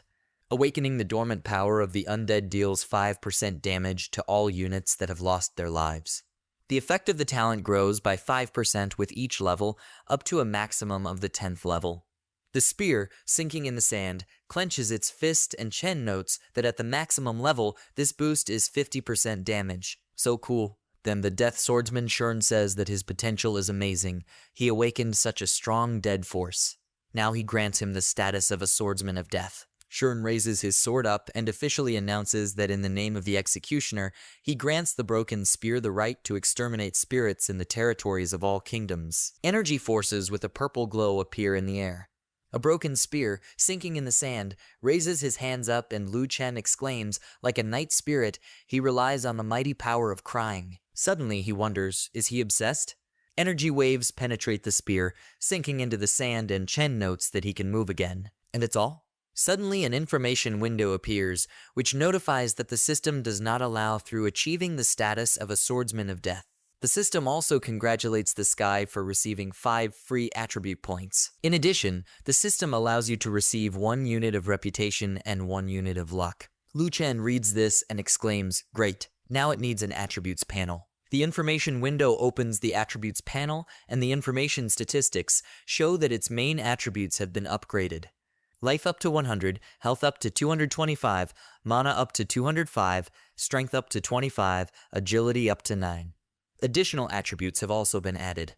Attack from 30 to 46, physical defense up to 25, movement speed up to 25, reputation up to 2, magic resistance up to 15, attack speed up to 25, luck up to 1. Under the spear, sinking in the sand, a purple glow emanates and Chen joyfully exclaims, what a terrifying power this is. This is incredible. Afterwards, this spear, sinking in the sand, looks in the mirror and Chen wonders why he is still a skeleton. Death Swordsman Shurn approaches him and explains that there is a long way ahead. The skeleton is the basis of their species. He has great bones. Here are 3 books of skills for him to grow. Chen immediately thanks the master. But Shurn holds out the books and exclaims, not so fast. Skill books are a priceless treasure, but considering their friendship, he will give these books for less. Lu Chen clarifies should he pay. Exclaims that one skill book costs 5 silver coins. Will he pay in cash or take on credit? Like her, drowning in the sand with tears, he gives him a bag of money. Shern waves his hand to hurry up. Lu Chen explains that he completed the mission, stole the boss, and only received 24 silver coins. Shern has just opened his mouth and already wants 50%. Can the master, as a student, give him a small discount? Shern takes the bag and exclaims that this is already a discount. Then he snatches the bag and shouts for the spear, which is sinking in the sand, to let it go. After this, Shern explains that his books are of high value. He's already selling it at a loss. At this time, a broken spear, sinking in the sand, examines the books and Chen exclaims that this already looks like some kind of scam. Then the spear casts a spell and Chen exclaims now he needs to open the skill book. An information window appears and notifies that fencing basics increases damage from sword-type weapons by 5%. The main skill of the Sword of Death. Grasp of the Undead is a search in pipes. The ability to find additional items, cost 5 mana, cooldown 3 seconds. The Punishing Blade deals 110% damage to the target, costs 18 mana, cooldown 15 seconds. Lu Chen notes that the basic fencing and Punishing Blade boosted his level by as much as 15%, which is a 20% increase after changing classes. The information window shows the character's skills. A broken spear sinking in the sand with the Death Swordsman class has 0 skill points. The power of the Undead is 1 out of 10, again fencing is 1 out of 10, active skills is the grip of the Undead 1 out of 10, the Punishing Blade is 1 out of 10. Chen notes that before, his skills only dealt damage increased by a fixed percentage, but now it also increases by a percentage. This means that at the last levels his increase will be incredible. Death Swordsman is a really strong class. After that, he turns to the master and says that the best way to improve his skills is through battle, if he has any tasks for him. Shern at this time looks with delight at the bag of money, then turns around and seems to exclaim, he really is a greedy child. He likes it. After that, he throws him 3 scrolls and says that the broken spear, sinking in the sand, must complete this quest, destroy those skeletons who entered into an alliance with people. The information window notifies that a broken spear sinking in the sand has received the Skeleton Phalanx quest, quest rank F+. The details of the quest are that he must go to the necropolis, kill 50 skeleton soldiers and collect 10 phalanxes, then bring Shorn to the Swordsman of Death. After reading this, Lu Chen, that the master can be sure he will complete this task. After some time in the necropolis, a skeleton soldier teases the skeletons with a dog bone. A spear creeps towards him, sinking in the sand. The skeleton soldier rises sharply and waves his weapon, shouting who is coming. A spear sinking in the sand uses a punishing blade and inflicts a critical blow on the skeleton and takes away 500 points. At the same moment, 14 experience points are added to the spear. Lu Chen notes that his damage has actually become truly monstrous. Suddenly, energy flames appear around the killed skeleton soldier, and an accumulation of energy approaches the spear, sinking in the sand. Chen wonders, what is this? He screams for it to die. At this moment, the spear attacks a cloud of energy. But in the next moment, Lu Chen notes with surprise that it passes right through. This is bad. Then the cloud of energy throws a spear, sinking in the sand, and a luminous purple point appears near his chest, from which energy rays emanate. On the world map, it is noted that the spear, sinking in the sand, is located in the Handen Cemetery, where it fights with a skeleton soldier. Lu Chen remembers the impact of the Gur energy and notes that the feeling was so good. An information window appears and notifies that he is a spear sinking in the sand and has absorbed a spark of the soul. Then he holds this spark in his hand. Chen thinks, and what was that? Why did it feel so good? He then has to look it up on the forum. The next moment, the computer knocks on the skeleton soldier's helmet and uses a death grip. Lu Chen wonders what additional treasures this skill can give him. An information window immediately appears notifying you that this is torn fabric. Low quality, no use, and no value. A spear sinking in the sand holds matter in his hand. Lu Chen notes that it is torn fabric. Can't be. It's absolutely useless. The spear runs away, and Chen exclaims that now it is necessary to kill more. It can't be that all these skeletons are poor. The information window shows a tooltip. 49 out of 50 skeleton soldiers were killed. 9 phalanxes of skeletons out of 10 have been assembled. Suddenly, one of the skeleton soldiers appears and shouts that the Kapu, sinking in the sand, must stop running away. But the spear swings. Chen screams for him to die. Then the spear, sinking in the sand, attacks the skeletons of the soldier, but he holds back the attack. Then Chen is surprised he can rotate 180. Then the skeleton soldier uses a whirlwind blade and shoots, sinking in the sand and flies to the side. He hits the tombstone. Lu Chen continues to wonder, can he use skills? This is interesting, but still it is full of shortcomings. With no one moving, the spear, sinking in the sand, attacks the skeleton soldiers and takes away 190 health points. An information window appears and informs you about the current progress of the quest. 50 skeleton soldiers out of 50 were killed and 10 phalanx of skeletons out of 10 were assembled. Then another information window appears, which notifies that the spear sinking in the sand has completed the skeleton phalanx quest. He can go to the Hanbin Cemetery for a reward. He reached level 11. A spear sinking in the sand clenches a fist from which pink energy emanates. Chen exclaims, "This is awesome." The next moment, the information window shows the characteristics of the attributes. Life points were increased to 235, and mana was increased to 215. Then the spear, then he generally in the sand reaches out his hand to the skull of the skeleton. Lu Chen notes with a sigh that he collected 49 pieces of torn fabric. 50 pieces will not hurt, it was a death grip. But the next moment a purple stone appears above the skeleton's skull. The spear, sinking in the sand, takes the stone, and Chen notes that a small magic stone is indeed better than torn fabric. But this is still a necropolis. He approaches the place in the necropolis where Tsingu is buried. Lu Chen notes that these breaststones here are very tall. Suddenly someone appears in front of the spear, sinking in the sand. This is a level 15 Tsingu skeleton. Lu Chen is very surprised and exclaims, "This is a giant. Is this a mini-boss?" The scurvy skeleton asks him where this little skeleton came from, who dared to enter their territory. He swings his weapon and screams for him to die. The next moment, his scream is heard and the scurvy skeleton falls to the ground. Lu Chen wonders what. Why is this guy lighter than a soldier somewhere? An information window appears, which notifies that scurvy skeletons, the main type along with zinc burials, these giants also have relatively little combat power.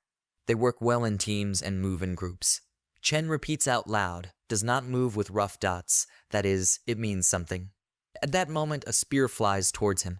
The spear, sinking in the sand, dodges. Lu Chen realizes that he just got mad and went to the nest. The spear stops in bewilderment. At this moment, other Xingqiu skeletons appear, shouting that he must be killed. They must attack him. One of the Xingqiu skeletons swings and tries to attack the spear, which is sinking in the sand. But he holds off the attack with his sword, and Lu Chen notes that this is an impressive strength. However, not all are still too weak. The next moment, he jumps up and attacks the skeleton into scurvy.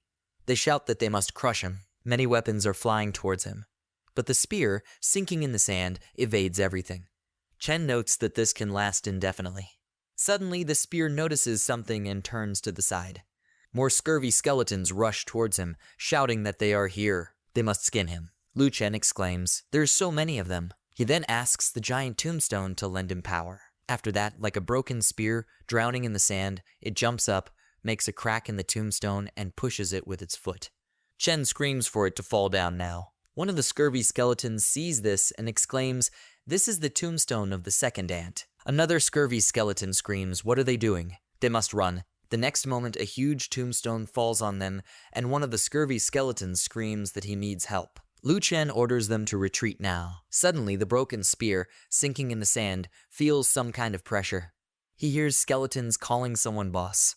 The broken spear turns and sees the scurvy skeletons bowing their heads and exclaiming, "Their lord has come." Suddenly, the lord uses magical powers and raises his spear. He sees their brothers underneath and tells them to get up. Then he turns to the spear, sinking in the sand, and exclaims, with what audacity he harms his subjects. The broken spear, sinking in the sand, turns around and looks at him in bewilderment. The lord then exclaims that the Kingu skeletons must delay him. Lu Chen immediately exclaims that things are bad. The lord begins to use magical powers and exclaim that this insignificant worm must die. An undead Lord King Yi of an unknown level appeared, with magical energy sparkling around his hand. The system window reports that he has encountered an enemy superior in skill to him. Please, he should save himself immediately. Chen thought about it, unknown level, then it is at least 20 levels above him. This is bad, now he is surrounded by scurvy skeletons. What did they mean by being saved? They're coming. What? Even using the punishing blade, he cannot cut their bones. King Yi shouted at him to accept his fate and began to use his magical powers. Chen looked at this and realized that a terrifying power was approaching him. There was a loud noise in the room, and suddenly a concrete slab rose up and headed towards the Chen. He noticed this and realized what was happening. It must be the management of the Hanbin Cemetery. King Yi asked if he would have his last words. Chen showed him the middle finger and said who he was scaring with this broken tombstone. He really thinks he's an emperor. King Yi looked at him in bewilderment. His red eyes glowed. He gritted his teeth with a thirst for revenge and said back with a smile, "Excellent. He will pay for his arrogance." He raised his glowing hand into the air and created a bright light with one finger, after which he directed his powers towards the Chen and shouted to him to die. Chen thought about it. He really fell for it. At that moment, he grabbed the sword and struck it against the stone slab, after which he waved his hand and said goodbye to him. The scurvy skeletons were surprised and began to discuss among themselves, did it fly away? It really took off. Everyone stared at the flying slab at an incredibly fast speed. King Yi's body shook, and he shouted with rage, "What are they waiting for? They need to run after him." The skeletons shouted back to him that they had heard his order and were proceeding to carry it out. After some time, a stone slab formed in the necropolis, on which there were inscriptions of gratitude to the Lord of the Lines for the generous gift, as well as a drawing of a Chen in the form of a skeleton. The Tsingis looked at this inscription with questioning expressions on their faces and began to discuss the fact that the words here were carved beautifully and the design was also good. One of them said that he liked the heart better. King Yi heard this, directed his powers towards them, and shouted that they were just idiots. None of them could catch him. One of the Kingu apologized to the Lord for such behavior, and King Yi shouted with incredible anger that he needed to track him down, find him, and kill him. Hanbin Cemetery, the skeleton told the master, "Here are the phalanxes according to his order. Everything is here." The system window reports that the player, Broken Spear, sinking in the sand, has completed the skeleton phalanx quest. Shurn said in response that this is very good, but here is his reward. The system window reports that he received 1,200 experience points, plus 5 reputation points and shining bracelets. The system also congratulates the player Broken Spear, sinking in the sand on reaching level 12. Shining bracelets, quality, black stone armor, physical resistance +8, magical resistance +4, strength +2, required level 10. He was very happy about this and realized that this really cool. The characteristics of the attributes also changed. His health increased to 245, mana to 225, strength 27. Attack from 31 to 48, defense 33, reputation 7, magic resistance 19 points. Another item for Blackstone equipment. 1 step left to collect the complete set. His attributes have also increased. Although he still can't handle the Undead Lord, he can start raising scurvy skeletons to level up. Shurn, with a menacing look, asked him a question. Did he encounter the scurvy skeletons and the Lord of the Undead? He answered yes, and he barely managed to survive. Shurn touched his shoulder and said, "Child, since he has already encountered the Lord of the Undead, this quest is for him." Recently, the Lord below began preparing a large army to attack the Hanbin Cemetery. He received a system notification after receiving the task, the Lord of the Undead King E, E+ rank. Objective 1, kill 200 scurvy skeletons, collect 20 phalanxes of scurvy skeletons. He will receive Blackstone equipment, 2,200 experience points, and 21 reputation. Objective 2 is to destroy 200 thorny skeletons and collect 40 phalanxes of thorny skeletons. He will receive Blackstone equipment, 3,000 experience points, and 45 reputation points. Task 3, you need to confront the guards of the Lord of the Undead and buy time for the Shorns, so that he kills the Lord of the Undead King E. He will receive bronze equipment, 500 experience points, and 100 reputation. Chen thought, looking at this, although the rewards for the missions are very generous, the last mission was rank F+, this jumps straight to the E+ level. Shurn told him, do not seek your destiny among dangers, and as long as the Lord of the Undead Shadow absorbs his spark of soul, he will be safe. Chen asked what exactly this spiritual spark provides. Shurn replied, the spark is the essence of the undead. The Night Spirits consist of 4 main clans that rule over all the others. The Undead clan is the most numerous among all. whereas the Dark Elves are the ones who stand at the pinnacle of magical practices. And lastly, Ghosts, who are immune to all physical attacks. Chen asked in surprise, the most numerous. He feels like their clan is a little weaker compared to the others. Shuren spoke to him with anger among the 4 clans. Only the undead are capable of absorbing soul sparks for endless evolution. At least they are the most powerful among the night spirits. He thought, endless evolution really sounds amazing. What happens if his spark is absorbed? He replied that in that case he would go to the abyss, exile from this world. Chen mentally wondered, exile from this world. This doesn't mean that his account is deleted, right? Shuren shouted, this is the essence of their undead clan, absorb or be absorbed. Soldiers, undead, generals, lords, and kings, and ultimately ascend as a being equal to the divine. He asked again, equal to the divine. Absolute lord of the undead, monarch of all night spirits, Asura. Asura is the path of constant evolution for the undead to gain glory. He may no longer have such a chance, but in his opinion he definitely has and will definitely achieve success in the future. Chen muttered something in response, after which he walked towards the exit, raised his hand and said with confidence, okay, he will continue to hunt the scurvy skeletons. Shuren asked him to be careful, because he is the hope of their city, as well as his. The boundaries of the scurvy burial, there were many level 15 skeletons, as well as a bird skeleton on the head of one of them. They looked around questioningly, and one of the scurvy said, it's always croaking upward, is there something there? The tombstone is extremely high, how could someone climb there? Another said, that's right, how could they even get up there? It must be a different bird. Chen, who was hiding behind one of the stone slabs and spying on the monsters, realized that it was close, and now decides to see what they are up to. He went down to the ground and continued to think. 30 minutes passed. It seems he checked everything. There are 8 patrol groups, a team of 5 skeletons, and a male bird that must die before alerting the patrol about him. And the most annoying part is that every 10 minutes 2 patrols come across him. Basically, as soon as he attacks, he gets triggered timer, and the remaining half always discovers that something is wrong. Quite a difficult task lies ahead of him. Suddenly, some loud sounds were heard, and he headed towards one of the skeletons and shouted, in which case he starts, the timer began counting down. He attacked the skeletons, who were dumbfounded with fear, and tried to say something, but Chen had already managed to destroy one of them with sharp movements, and Chingu realized that it was quite quickly. Magic light filled the area, and the groans of skeletons were heard, which one after another began to be destroyed. One of them shouted with a terrifying look, this is the use of a skill. Chen grabbed the sword, which emitted a bright pink color, but Kingu shouted back at him, how dare he do something like that? He must die. He used the punishing blade and many bright rays filled the area, thereby hitting many monsters and reducing the health of these creatures by a large number of points. In his thoughts were the words that he needed to be faster. A single shining phalanx appeared above the attacked skeleton.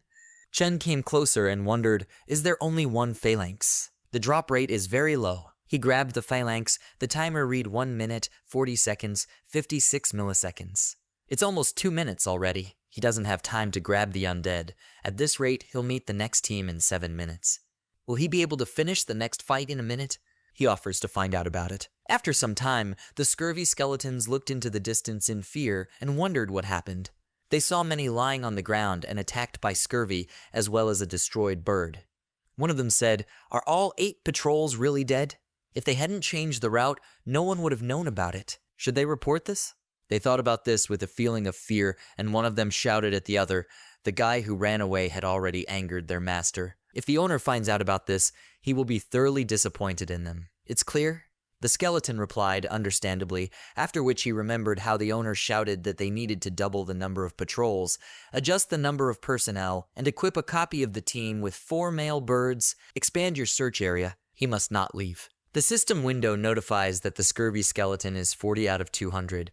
The phalanx skeletons are 4 out of 20. Cemetery of Life.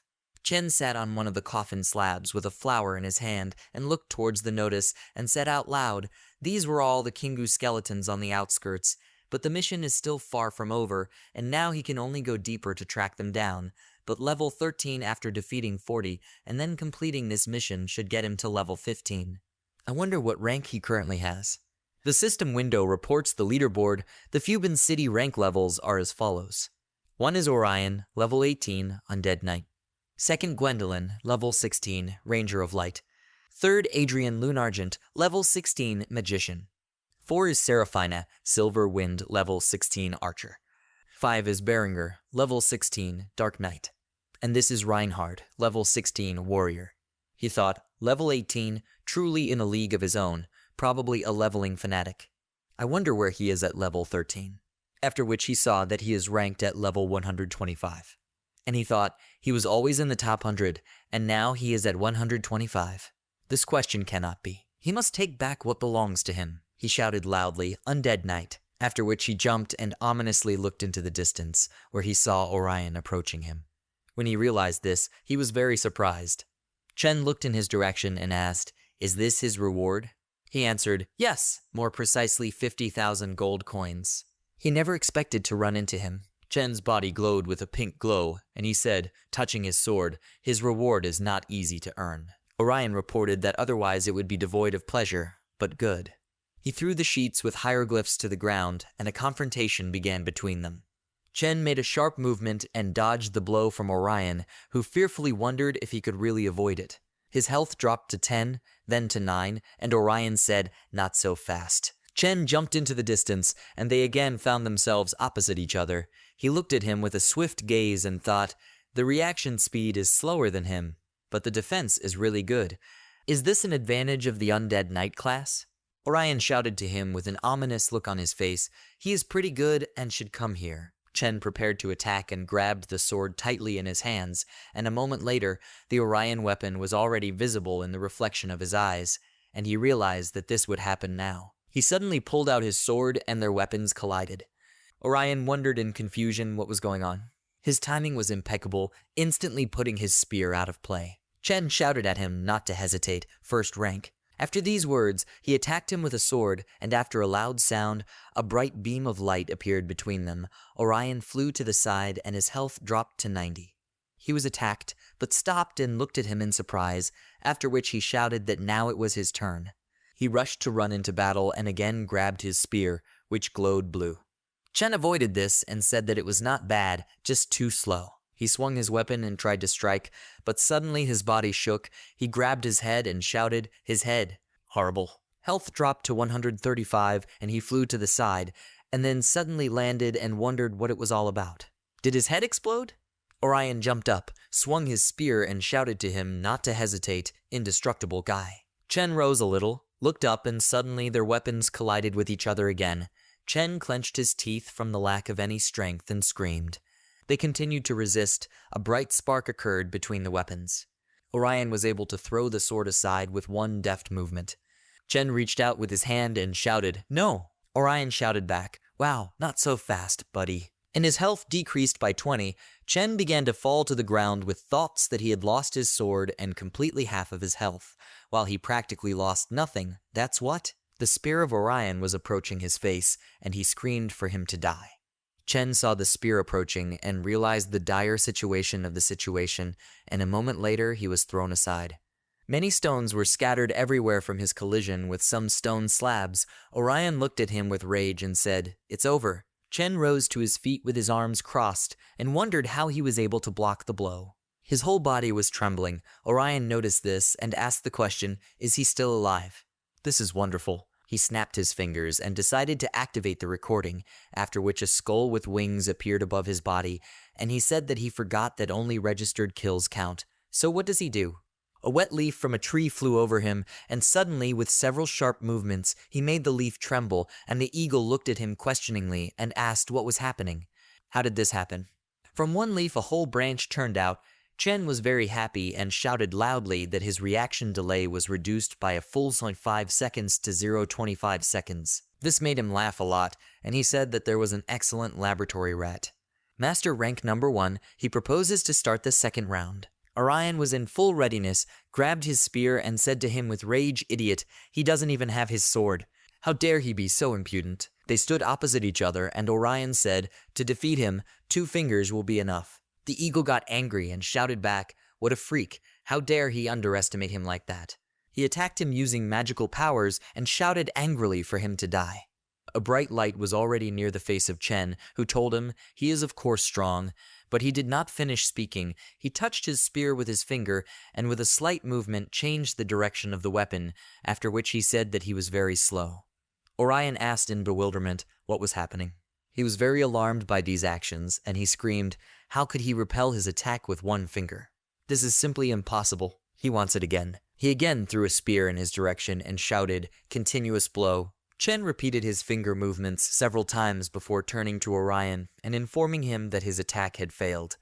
Orion said in response, but he is so weak that he can only block the most ordinary piercing attack. Now they'll see how he can fend it off. Spinning spear. Chen asked him again, reflect. The spear headed towards him, and he asked again, is this the attack he needs to block? This is very funny. The spear ended up near his body and went right through. Orion screamed with anger. His spear went right through. Why didn't it cause him any harm? Chen ran up to him and shouted back, Orion, now is not the time to count crows. After this statement, he kneed him in the face, which reduced his health to 11 and jumped up to create the next attack. The eagle was scared and wondered what it was now. A moment later, Chen grabbed the edge of his spear and threw it aside, attacking Orion, whose health had dropped to 12, and shouted to him that this was what he needed. After this, Chen rose up and delivered another blow, as a result of which Orion fell to the ground and realized that this was terrible because he missed the blow. The spear was thrown to the ground and Orion was also left without a weapon, as he was informed by Chen with a smirk, who walked to his sword, pulled it out of the stone slab, and began a standard attack. He took several loud steps towards him with a menacing look, after which he jumped sharply and announced that it was all over, Orion. A moment later, he struck him with a strong and loud blow, but a magical protective barrier formed around Orion's body, and he spoke indestructible. His body is covered with ghostly armor, and it will not be so easy to break it. Chen struck his barrier, and his health decreased by 35. He swung his sword again, after which he landed on the ground and realized that he had strong armor. Suddenly, he looked questioningly at Orion and realized that he really had a spare weapon, which he was already pointing in his direction and shouting at him to die and get what he deserved with rage. He swung it hard, a bright light illuminated the entire area, and a moment later, there was an explosion with flames. The system window reports that the invulnerability indicator of the ghost armor is close to 0. Within 15 seconds, the player's strength is weakened, and the defense indicator is reduced by 80%. Orion said with a grin, he will finish him off in the end. Suddenly, in the thick of the flames, a loud sound occurred and Chen came out, who asked again, will he finish him off? Suddenly, he began to run up and shout that he would still have to work hard for this. The unarmed Orion was dumbfounded by the surprise of such a sharp attack and shouted that he took advantage of Hades' fiery blow. Why didn't anything happen to him? Chen shouted back, Orion, he's asking too many questions. At that moment, he dealt a serious blow to him, and his health decreased by 106 points, and he thought, what a horror, his armor rating is too low. Chen thought with joy that the simple strike had taken away 106 health points. It looks like his armor has dropped a lot. This is the perfect opportunity to kill him, Orion. He made a sharp movement with his hand, and a bright beam of light pierced Orion, whose head had been cut off. Chen looked into the distance and said, the first rank is quite strong, but it's a pity that he crossed paths with him. The system reports a hint. The player Orion is now offline. Chen asked, and he immediately passed out. Was he scared or what? Time 11:45 p.m. House Orion. He looked at the computer screen and could not believe what was happening. Even at a slow speed of 0.5, he could not see what happened.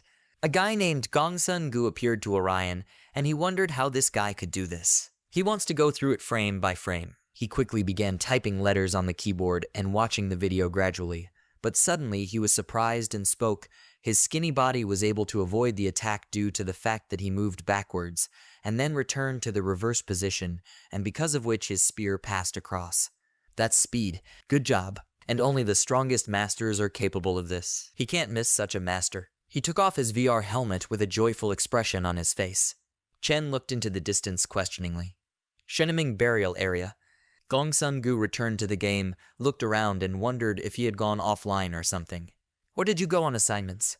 And it doesn't matter where he is, he'll get it from anywhere. But at that moment, Chen sneezed loudly, sitting on a stone slab on the border of the Kingu burial place, and wondered if he had caught a cold. Is anyone still discussing it? Why does he keep sneezing? At this moment, he heard someone shouting. The scurvy skeleton was screaming, who dared to attack them. Now I have to work on patrol even on days off. What a freak, he just made a date with a skeletal lady and such a romantic evening will not happen. This freak only knows how to attack silently. Yes, this coward won't even show himself because there are many of them. He must be very lonely because he doesn't even have a partner and he looks like he has a very frail body. Chen thought angrily, a freak and a coward with a frail body. At that moment, he jumped from the slab directly onto the skeletons, mentally saying, "Lonely dog." The skeletons noticed something was wrong, raised their heads, and wondered in bewilderment who was there. One of them saw the Chen and could not understand how this happened, and at that moment his body was cut into 2 parts by the sword of the Chen, who said that he would kill them all.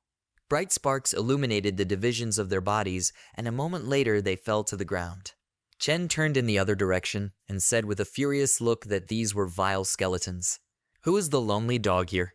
He just didn't want to upset the master. He climbed onto the body of one of the skeletons and continued to scream, and in addition to calling him that, he also said that his body was frail. What a freak. The skeletons began to talk to each other and shout, "It's him. He is the skeleton freak that Mr. Boy King Yu wants to get. He was the one who attacked the patrol. We need to quickly call for reinforcements and release the crows. The rest must follow him." Many crows flew over the bodies of the skeletons in a hurry.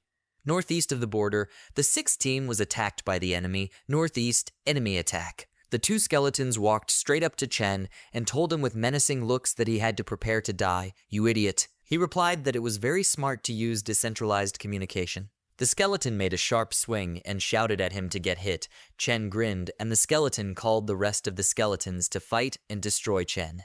After a strong blow from the weapon, a lot of sand flew away from the earth, and suddenly one of the skeletons became alert and dumbfounded, after which he again headed for the Chen and shouted that this was simply impossible. How did he dodge the attack so easily? Another shouted, "They need to act without panic. He is alone, and their reinforcements will arrive soon." He shouted back, "Yes, we need to hang him up." Chen smiled and said, "That's great. He hopes everyone else will come soon." He found himself between many huge monsters, and his body glowed with magical light, after which he began to shout that at least he would not be bored when he killed them all. The magical light spread everywhere with incredible speed and roar. The boundary of the scurvy burial. Raven flew there and announced loudly that in the northeast cemetery, the 6th team was attacked by the enemy. The 1st team rushed to the rescue. Many birds reported this several times and called on the other skeletons to come to the rescue. The head of the guard of the Tsingu skeletons heard this and shouted to the rest of the skeletons that they need to act quickly, since he is in the northeast of the tomb. They need to move faster and not let him get away. They rushed towards the Chen with incredible speed, and the skeleton shouted that they were already close, but suddenly a bright ray of light hit him in the back, and he realized with fear that something had happened to his neck, but did not understand what exactly happened. He stopped and looked behind him, when suddenly the skeleton turned to him and shouted the question, "How is he doing?" Suddenly the boss saw 2 blown-off heads of his subordinates and shouted about it. After a strong blow, magic rays from sword swings and loud squeals were visible all around. The boss shouted angrily, "Who did this?" He saw a Chen in a cloak standing with his back to him and shouted, "It's him. He's the skeletal freak." Chen turned around, holding a sword in his hand, and said in response, "There is no longer the same speed and accuracy, but there is another prey. The system window reports a hint, skeleton scurvy 215 out of 200, skeleton fingers 16 out of 20. The head of the skeletons got angry and shouted at him, "Freak. Shouldn't it be on the east side of the tomb?" Chen spoke back, "His reinforcements are too slow. He alone will be enough." He raised his hands up, using the bright energy, and the characteristic of the skeleton finger changed to 19 out of 20. He swung his sword and said, "Enough chatter." The skeleton cursed at him for being very arrogant, and Chen shouted at him to die. A fierce fight began between them. They wished each other death and rushed into battle, but suddenly a bright red ray of light appeared between them, and the skeleton wondered with a dumbfounded look what was happening. After a moment, he fell to the ground with an incredible roar, and an illuminated phalanx appeared above his body. Chen smiled and said with a satisfied expression on his face, "Everything is ready." The system window reports the characteristics. Tsingu skeleton 216 out of 200, skeleton finger 20 out of 20. He is congratulated on defeating the Tsingu skeleton. He must go to Hanbin for a reward. Chen looked at his hand and said, after a delay of 0.2 seconds, it was not so easy for scurvy to deal with the skeletons.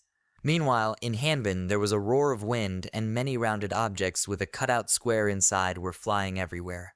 Chen calmly walked along the path and said that he did not know what reward he would get this time, but he hoped that it would be armlets. And after receiving prizes for the mission, he needs to find a place to repair cracked weapons. Suddenly something alerted him. He stopped and wondered if he could really hear someone crying. 3 people appeared in front of him, 2 of whom were carrying the coffin. Chen looked at them in bewilderment. The skeleton approaching him shouted, "Shaq." He was only 500 years old. He left them at such a young age, going crazy. Chen heard these words and thought, a member of the patrol team was beheaded. It looks like an additional mission. You can't miss such a moment. He raised his hand and shouted, "Captain Fuck, what is he doing here?" He answered, greeting him, the little skeleton who gave the gift. They haven't seen each other for a long time. Something happened to their patrol team. His brother Shaq, an excellent scout, was attacked by a bear with an iron back, and all he found was his headless body. Chen spoke back, "This is so terrible." He continued to shout. It was their patrol group that was responsible for security in Hanbin, and they could not leave without avenging their brother. Chen agreed with him. What a terrible bear with an iron back. How dare he quietly attack?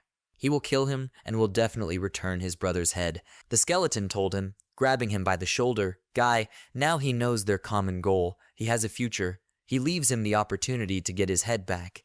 Chen told him that he could provide it for him. The system window reports that he has received the task. The bear with an iron back, rank F class. He needs to go to Hanbin and within an hour kill the bear with an iron back, return the head of the shack to the Captain Fack, and the reward for this execution will be a weapon made of black stone, 20 reputation points, and 2,000 experience points. Chen read the assignment and asked, "Is this a timed assignment?" Well, it's time for him to hit the road. But before that, he needs to fix his weapon. The skeleton asked him if he wanted to repair the weapon. There is a death forge 500 meters to the east. He can go there. Chen thanked him for the news, and after some time he arrived at the death forge. He stopped in front of the majestic building and said, so he arrived here, but only Chen interrupted his thoughts and walked up to the old man who was sitting on the ground and smoking a pipe, asking him a question. When did he start working in the workshop? He replied that he had many abilities and skills. He rose from his seat, grabbed a long cane, stood in front of Chen, and told him that they had not seen him for a long time, calling him a kid. Does he want to forge, improve, or repair equipment? Chen replied he would like to repair the weapon, but repairing the weapon requires physical exertion. Can he handle this? The old man frowned and said in response that he was afraid that he had not yet learned all the power of the old man. As he shouted these words, he waved his cloak, quickly put on his apron, and was completely ready for his work. He only needs to fix a couple of guns. Why bother with it? He must put the weapon in his hands. Chen agreed and served it, after which the old man began to recite. First, the weapon is placed in the furnace to absorb heat, and then it is beaten back. He began to perform these actions and pronounce them so that he would pay more attention to his work. He demonstrated the correct execution of blacksmithing and processed the sword. Chen was surprised and said, "The headman is simply amazing." The blacksmith continued to talk. Next comes hardening. A bright light illuminated the entire area, and a moment later, the sword was completely ready and sparkling with purity. The blacksmith held it up, took a deep breath, and announced that everything was ready. Chen took the sword in his hands and said with a surprised expression, "Headman, this is amazing. This looks like a new sword." He put his cloak back on, sat down and spoke, but he didn't believe in him. He is the most first-class idolin blacksmith. Chen asked Headman, how much does his work cost? He said, 1 silver coin is enough. He took the coin in his hands. Chen walked towards the exit, and with a smile on his face, thought that there were 45 minutes left for the mission of the bear with an iron back. This time would be enough. Hanbin Trail. The system window reports that this is a very dangerous path, because both the light faction and the dark faction fought for this. He walked into the distance, and the system reported that he was on the right side of the pine forest. Chen reasoned that walking in the middle would give him a better view. He moved, and the system reported that he was on the left side of the pine forest. Chen wondered, where is this bear with an iron back? If this is a bear, then in theory it should live in a pine forest. Bear with an iron back. He began to call the bear with diminutive names, but suddenly stopped abruptly and looked into the distance with wariness, realizing that it was a bear with an iron back sleeping right in front of him. What a huge creature this is. Suddenly the bear opened its bright eyes, stretched its nose upward, and began to think, this is waking up. Is it time for him to act? The bear noticed him in front of him, examined him carefully, and suddenly went back to sleep. Chen wondered if he had fallen asleep again. What a stupid bear this is. His enemy is here, and this one is still sleeping and doesn't seem to take him seriously. Chen ducked for a run and suddenly stood up and jumped, swinging his sword at the bear's body and shouting that he would cut off the creature's head. The bear sharply opened his eyes, and a piercing red light appeared in the pupils of the monster. Chen hit this creature with a sword and his health decreased by 12 points, and he thought, this creature has such strong armor. It absorbed all of his damage. The monster raised its paw and decided to step on Chen, who abruptly tried to dodge the blow and again deal damage to the monster, reducing its health by 10. When he jumped to the side, he thought that this bear was very clumsy. Could such a beast secretly kill a Shaka scout in a sneak attack? And a bear's defense is no weaker than that of the Gooey Goozy. He stopped right in front of the monster and shouted to the creature, "Big and stupid bear." Suddenly the bear growled loudly and went to attack. Chen screamed, "You clumsy bear." Yes, it has powerful armor, but this does not mean that the monster's defense is as strong in other places. They rushed at each other. Chen, with a deft movement, avoided the blow and caused serious damage to the monster, reducing the creature's health by 250 points, thanks to his sword and deft efforts, and a moment later the bear lay on the ground, being struck. Chen grinned and said, "And it's true that compared to his more protected back, his belly resembles soft tofu." Suddenly the bear stood up, saw a bloody wound on his body, became very frightened, turned around and looked ominously at Chen, who spoke, and now, having identified the weakness of this creature, he will immediately overcome it. The monster jumped up and Chen became alert and shouted in surprise, "What kind of trick is this?" A bear with an iron back, curled up in a ball, rolls straight onto a broken spear, sinking in the sand. He jumps to the side and Lu Chen notes that it was close. The bear rolls towards him again and Chen, daring, thinks he is ready to do it again. Then the spear, sinking in the sand, swings his sword and Lu Chen says that the bear can approach. Then the broken spear strikes and then Chen screams, "Now it must stop." The sword comes into contact with the iron back of the bear and bright sparks fly to the sides. Lu Chen is surprised to note that the rotation is very strong. A bear with an iron back flies right over a broken spear, sinking in the sand, and Chen exclaims in irritation, "It should have opened by now." The bear lands on the ground and lumps of dirt fly to the sides. Lu Chen realizes that it uses rotation to not only deliver a strong attack, but also protect a large area of the body. He can't continue like this. Obviously, this will lead to nothing. Then the bear rises and looks angrily at the spear, sinking in the sand. Then it rises on its hind legs and roars loudly. At that moment, a broken spear, sinking in the sand, flies up to the bear and Chen exclaims, "It has opened." This is a great opportunity. The bear grins and stretches its paw towards him, but dodges the spear and clutches the sword tightly. Lu Chen exclaims, "Since it's ready, now it's her turn." After this, the spear, sinking in the sand, inflicts a blow on the bear with an iron back, which takes away 560 health points from it. The bear growls menacingly and strikes back. Spear, sinking in the sand, flies to the side, but Chen notes that now is the time. Its counterattacks are too fast. The iron bear lifts its paws off the ground with its back and rises into the air. Spear looks at this and Lu Chen asks, "Does the bear still want to meet his sword?" A bear with an iron back tries to hit him with its paws, but the broken spear, sinking in the sand, air flies up and Lu Chen exclaims, "Well, since it suggests itself." Then the broken spear swings his sword and Chen shouts that he has already figured out the bear's weak points. He just needs to hit the exact center of its spine. This way it can no longer curl up into a ball. With these words, a broken spear, sinking in the sand, lands on the bear's back and strikes. This blow takes away 630 health points. The bear with an iron back screams in pain, and the broken spear plunges the sword into the back even more. But suddenly he notices something. The bear stops growling, but rises on its hind legs and grins menacingly. The broken spear, sinking in the sand, slides off the iron back and Lu Chen notes that it is very tenacious. He inflicted serious injury on the bear, and it was still able to get up. Then the spear flies closer to the animal's muzzle and Chen asks, "Will it try to fight back again?" "Well, no, it's just a big and stupid bear." With these words, a broken spear, sinking in the sand, sticks a sword into the bear's eye. This blow takes away 980 health points from the iron-backed bear. It screams in pain. Then an information window appears with a hint. The system congratulates the broken spear, sinking in the sand, for completing the mission Iron-Backed Bear. He can go to Hanbin for his reward. He is successfully promoted to level 15. The broken spear jumps off the bear, who has already fallen to the ground. Next to him appears a skull, a protective form for the legs, a gem, and a mask. A broken spear sinking in the sand sees Lu Chen, joyfully exclaiming how much loot he managed to collect. An increase in level, a large magic stone, and even equipment are very generous items for defeating the bear with an iron back. First, he needs to put on his equipment. Even though leather protection is not as good as armored protection, on average at least the agility indicators increase. A broken spear sinking in the sand puts on equipment and an information window appears. It notifies that these are knee pads made of bearskin. They belong to the Blackstone. 7 is added to defense, 6 is added to magic resistance, and 2 are added to agility. The required level for this is 15th. After this, a window appears with the character's characteristics. Among the main attributes, Vitality was increased to 275, Mana was increased to 255, and Agility was increased to 11. Among the additional attributes, Physical Defense increased to 40, Movement Speed increased to 27, Magic Resistance increased to 25, Attack Speed increased to 27.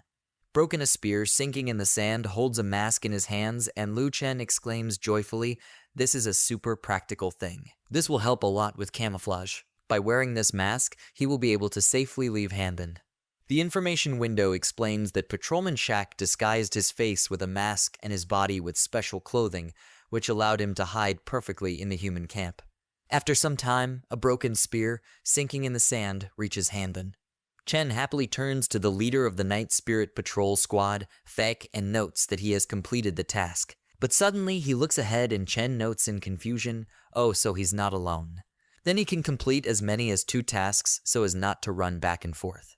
At this time he is playing Go with the swordsman of Death Shern. Fak turns to him and explains that he has known Shern for over 500 years and they often play Go. After this, a broken spear, sinking in the sand, approaches him and holding the skull in his hands, Chen explains that this is the skull of Shaq. Fak agrees, yes, this is the skull of the younger brother. He then gives Shern the pouch and Lu Chen explains that these are phalanxes. He exclaims that the guy is a real good fellow. Chen then accesses the system and orders it to save his reward. Then an information window appears and the system congratulates him on completing the Iron Skull mission. He earned 2200 experience points and 21 reputation points. He receives a Blackstone reward. The system also congratulates him on completing the Bone Fingers mission. He earns 2000 experience points and 20 reputation points and receives a Blackstone as a reward. And at the end, the system congratulates him on his promotion to level 16. Gloves appear on the hands of a broken spear sinking in the sand, and a fan appears in his right hand. Chen notes that this is great. All he needs to do to complete his uniform is to put on his boots and arm protection. At this moment, an information window appears, which notifies that the green leather gloves belong to the Blackstone. 5 is added to his attack, 40 is added to his vitality, and 5 is added to his agility. The required level for this is 15th. After this, the information window explains that the Kingguang fan is a black stone. The attack of this is from 15 to 24. Vitality is added by 10. Maneuverability is added by 1. The required level for this is 15th. After this, the information window reveals the character's characteristics. Among the main attributes, agility was increased to 16. Among additional attributes, attack became from 36 to 53, movement speed increased to 32, reputation increased to 48, attack speed increased to 32. A broken spear sinking in the sand carefully examines the fan and Lu Chen thinks, here there's just one more thing.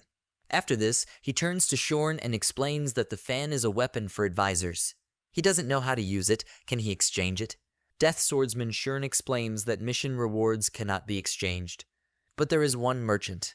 You can go to his floating ice bridge market, but they, the Eidolons, greet me there. Then Chen clarifies that the Eidolons are not welcomed. Then you can use the mask.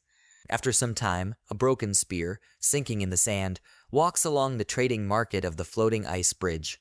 Lu Chen notes that the mask works so well that no one suspected anything. And he calmly exchanged the fan for a pair of shoes and 11 silver coins. How much he earned this time? The information window notifies that among the main attributes, vitality has increased to 355. Among the additional attributes, physical strength has increased to 48, magic resistance has increased to 29. Suddenly, the spear stops in surprise. A thug, an unshakable level 17 mad dragon, rides past him on a cart and attacks him. A broken spear sinking in the sand reflects the blow, and Lu Chen exclaims in bewilderment, "Then is he like that?" A level 17 mad dragon explains that his reaction speed is as fast as rumored. He was able to block his attack.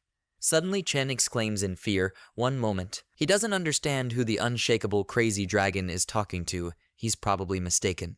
At this moment, he thinks that the unshakable mad dragon is a member of the Mad Dragon Guild. How could he expose him? Then he gets off the cart and, pointing to his blade, notes that even though the broken spear is sinking in the sand and hidden behind the mask, his blade is easily recognizable. Lu Chen understands that he forgot about it. But suddenly the dragon points to the broken spear with his hand and loudly exclaims that he is paying 50,000 coins for the head of this guy in the mask. He guarantees payment by the reputation of the Mad Dragon Guild. Lu Chen yells at him to stop. This is an extremely sneaky trick, but the unshakable Mad Dragon exclaims that he does not care about the means to achieve the goal. At this moment, he shouts that he will pay 50,000 coins and will give out a weapon made of black stone. After that, everyone starts standing behind him, ready to do it. He turns to the spear and exclaims that it was a piece of cake. Now he must prepare to die. The broken spear, sinking in the sand, also takes a fighting pose, and Lu Chen asks, "Does the dragon want to kill him with all this pack?"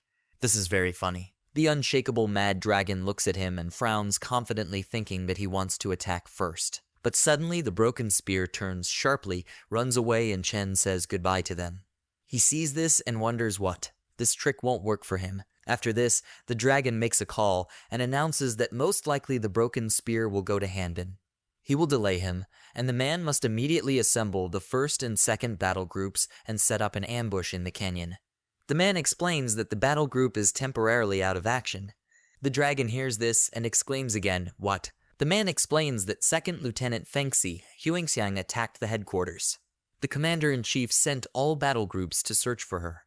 The dragon notes with disappointment that he did not have time to solve one problem before she added another one. After that, he goes after the broken spear, sinking in the sand, and shouts for the guild to deal with it, and he will deal with the broken spear alone. After some time, a broken spear, sinking in the sand, arrives at the Hanbin pine forest. Looks around, and Lu Chen reasons that after passing through the pine and cypress forests, he will be able to run to the safe territory of Hanbin. Suddenly, out of concern, he turns to the side, when at that moment an unshakable mad dragon attacks him. The broken spear repels his attack, and Chen annoyedly asks what he wants. Why is he chasing him? The dragon explains that his existence has a huge impact on the reputation of the Mad Dragon's Guild.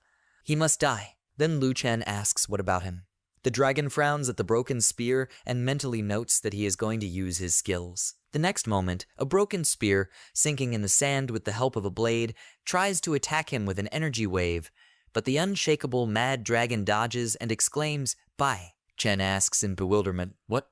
Suddenly, a broken spear looks carefully behind the dragon's back and asks, "What is he doing here?"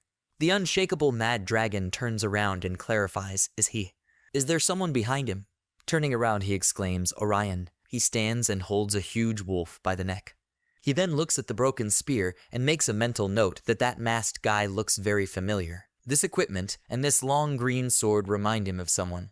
Suddenly, he exclaims he must fall through the ground. Orion sends an energy wave in his direction and exclaims they haven't seen each other for a long time. But the broken spear, sinking in the sand, responds to the attack, and Lu Chen irritably notes, has another sticky one appeared. Orion greets right at the broken spear and exclaims he missed him so much. Chen tells him to stay away from him. He didn't miss him at all. After this, Orion tries to attack him, but the broken spear, sinking in the sand, jumps to the side. The dragon watches what is happening and thinks, so they don't like each other. Great. After this, he shouts to Orion. He offers the two of them to kill him. But Orion deals him a fatal blow and exclaims, "No." In the last moment before death, the dragon thinks in bewilderment, but why? Aren't they each other's enemies? After that, he falls to the ground. Orion towers over him and explains that in a battle between strong rivals, a third, and even a weakling, is of no use to them. The dragon finally says that he is a freak. The mad dragon will not forgive him for this. After this, the information window announces that the player Unshakable Mad Dragon has been killed.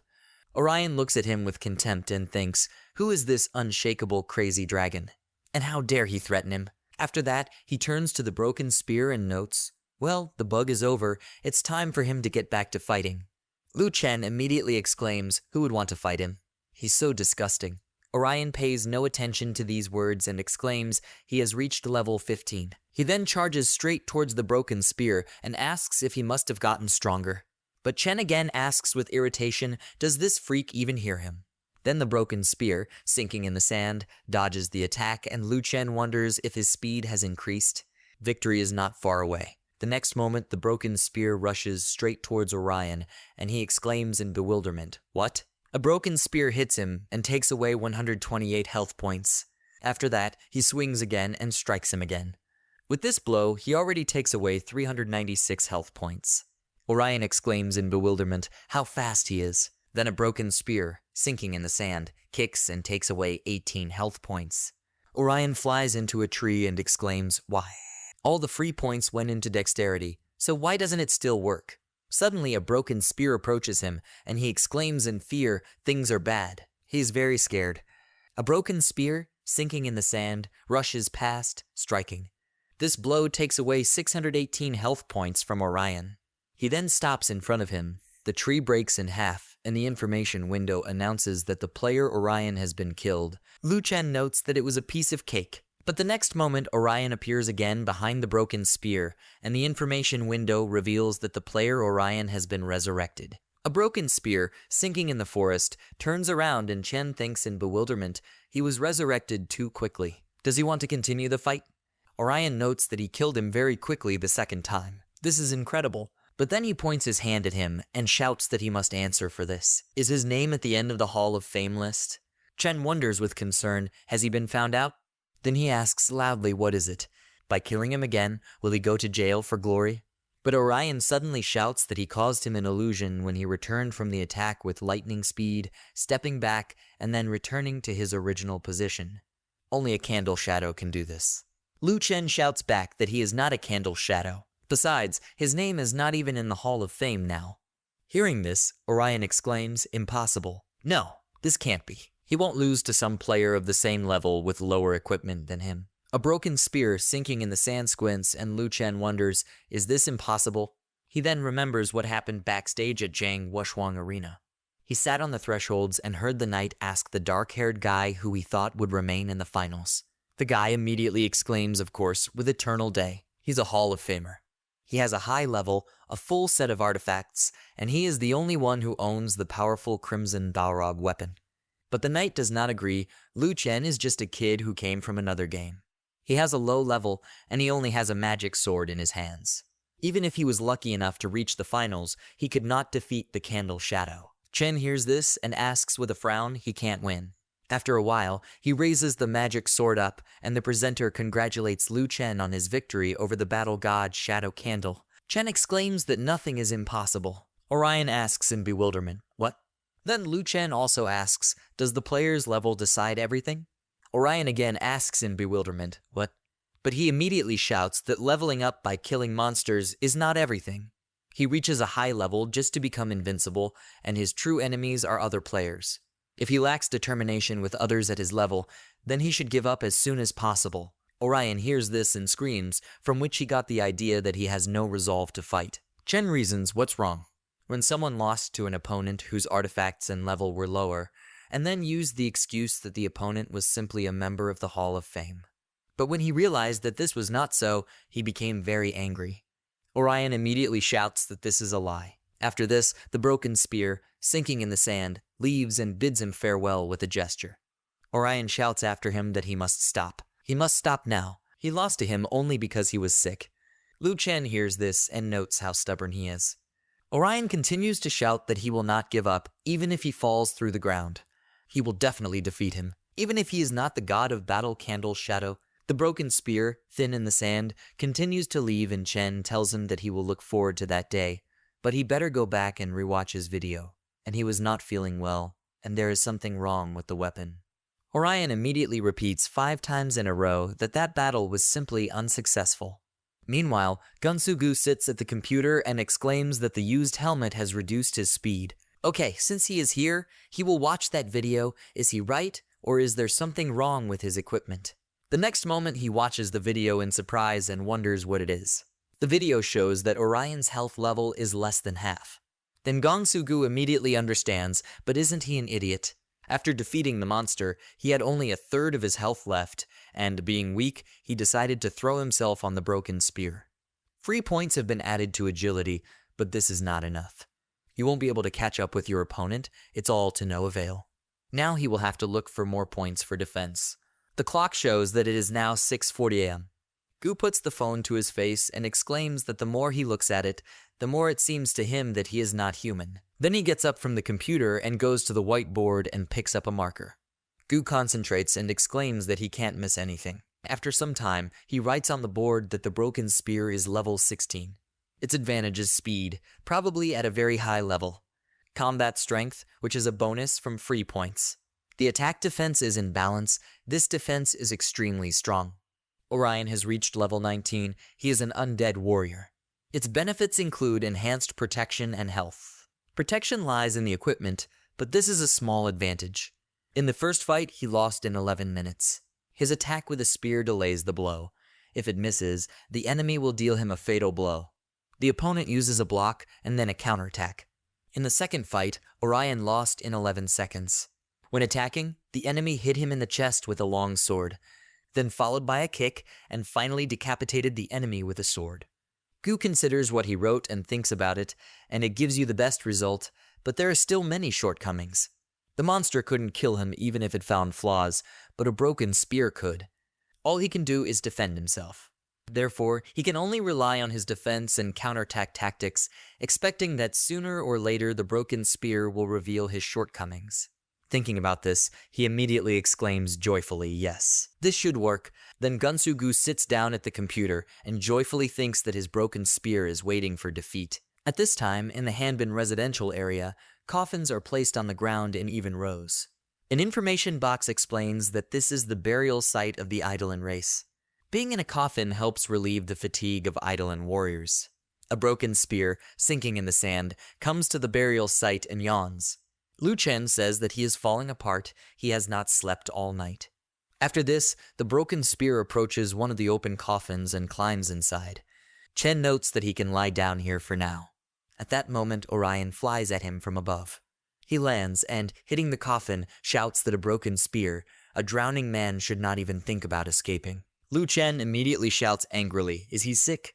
How can he make noise here and destroy coffins? But Orion points a spear at him and exclaims that he studied the video in detail and found a way to kill him. Won't he lose this time?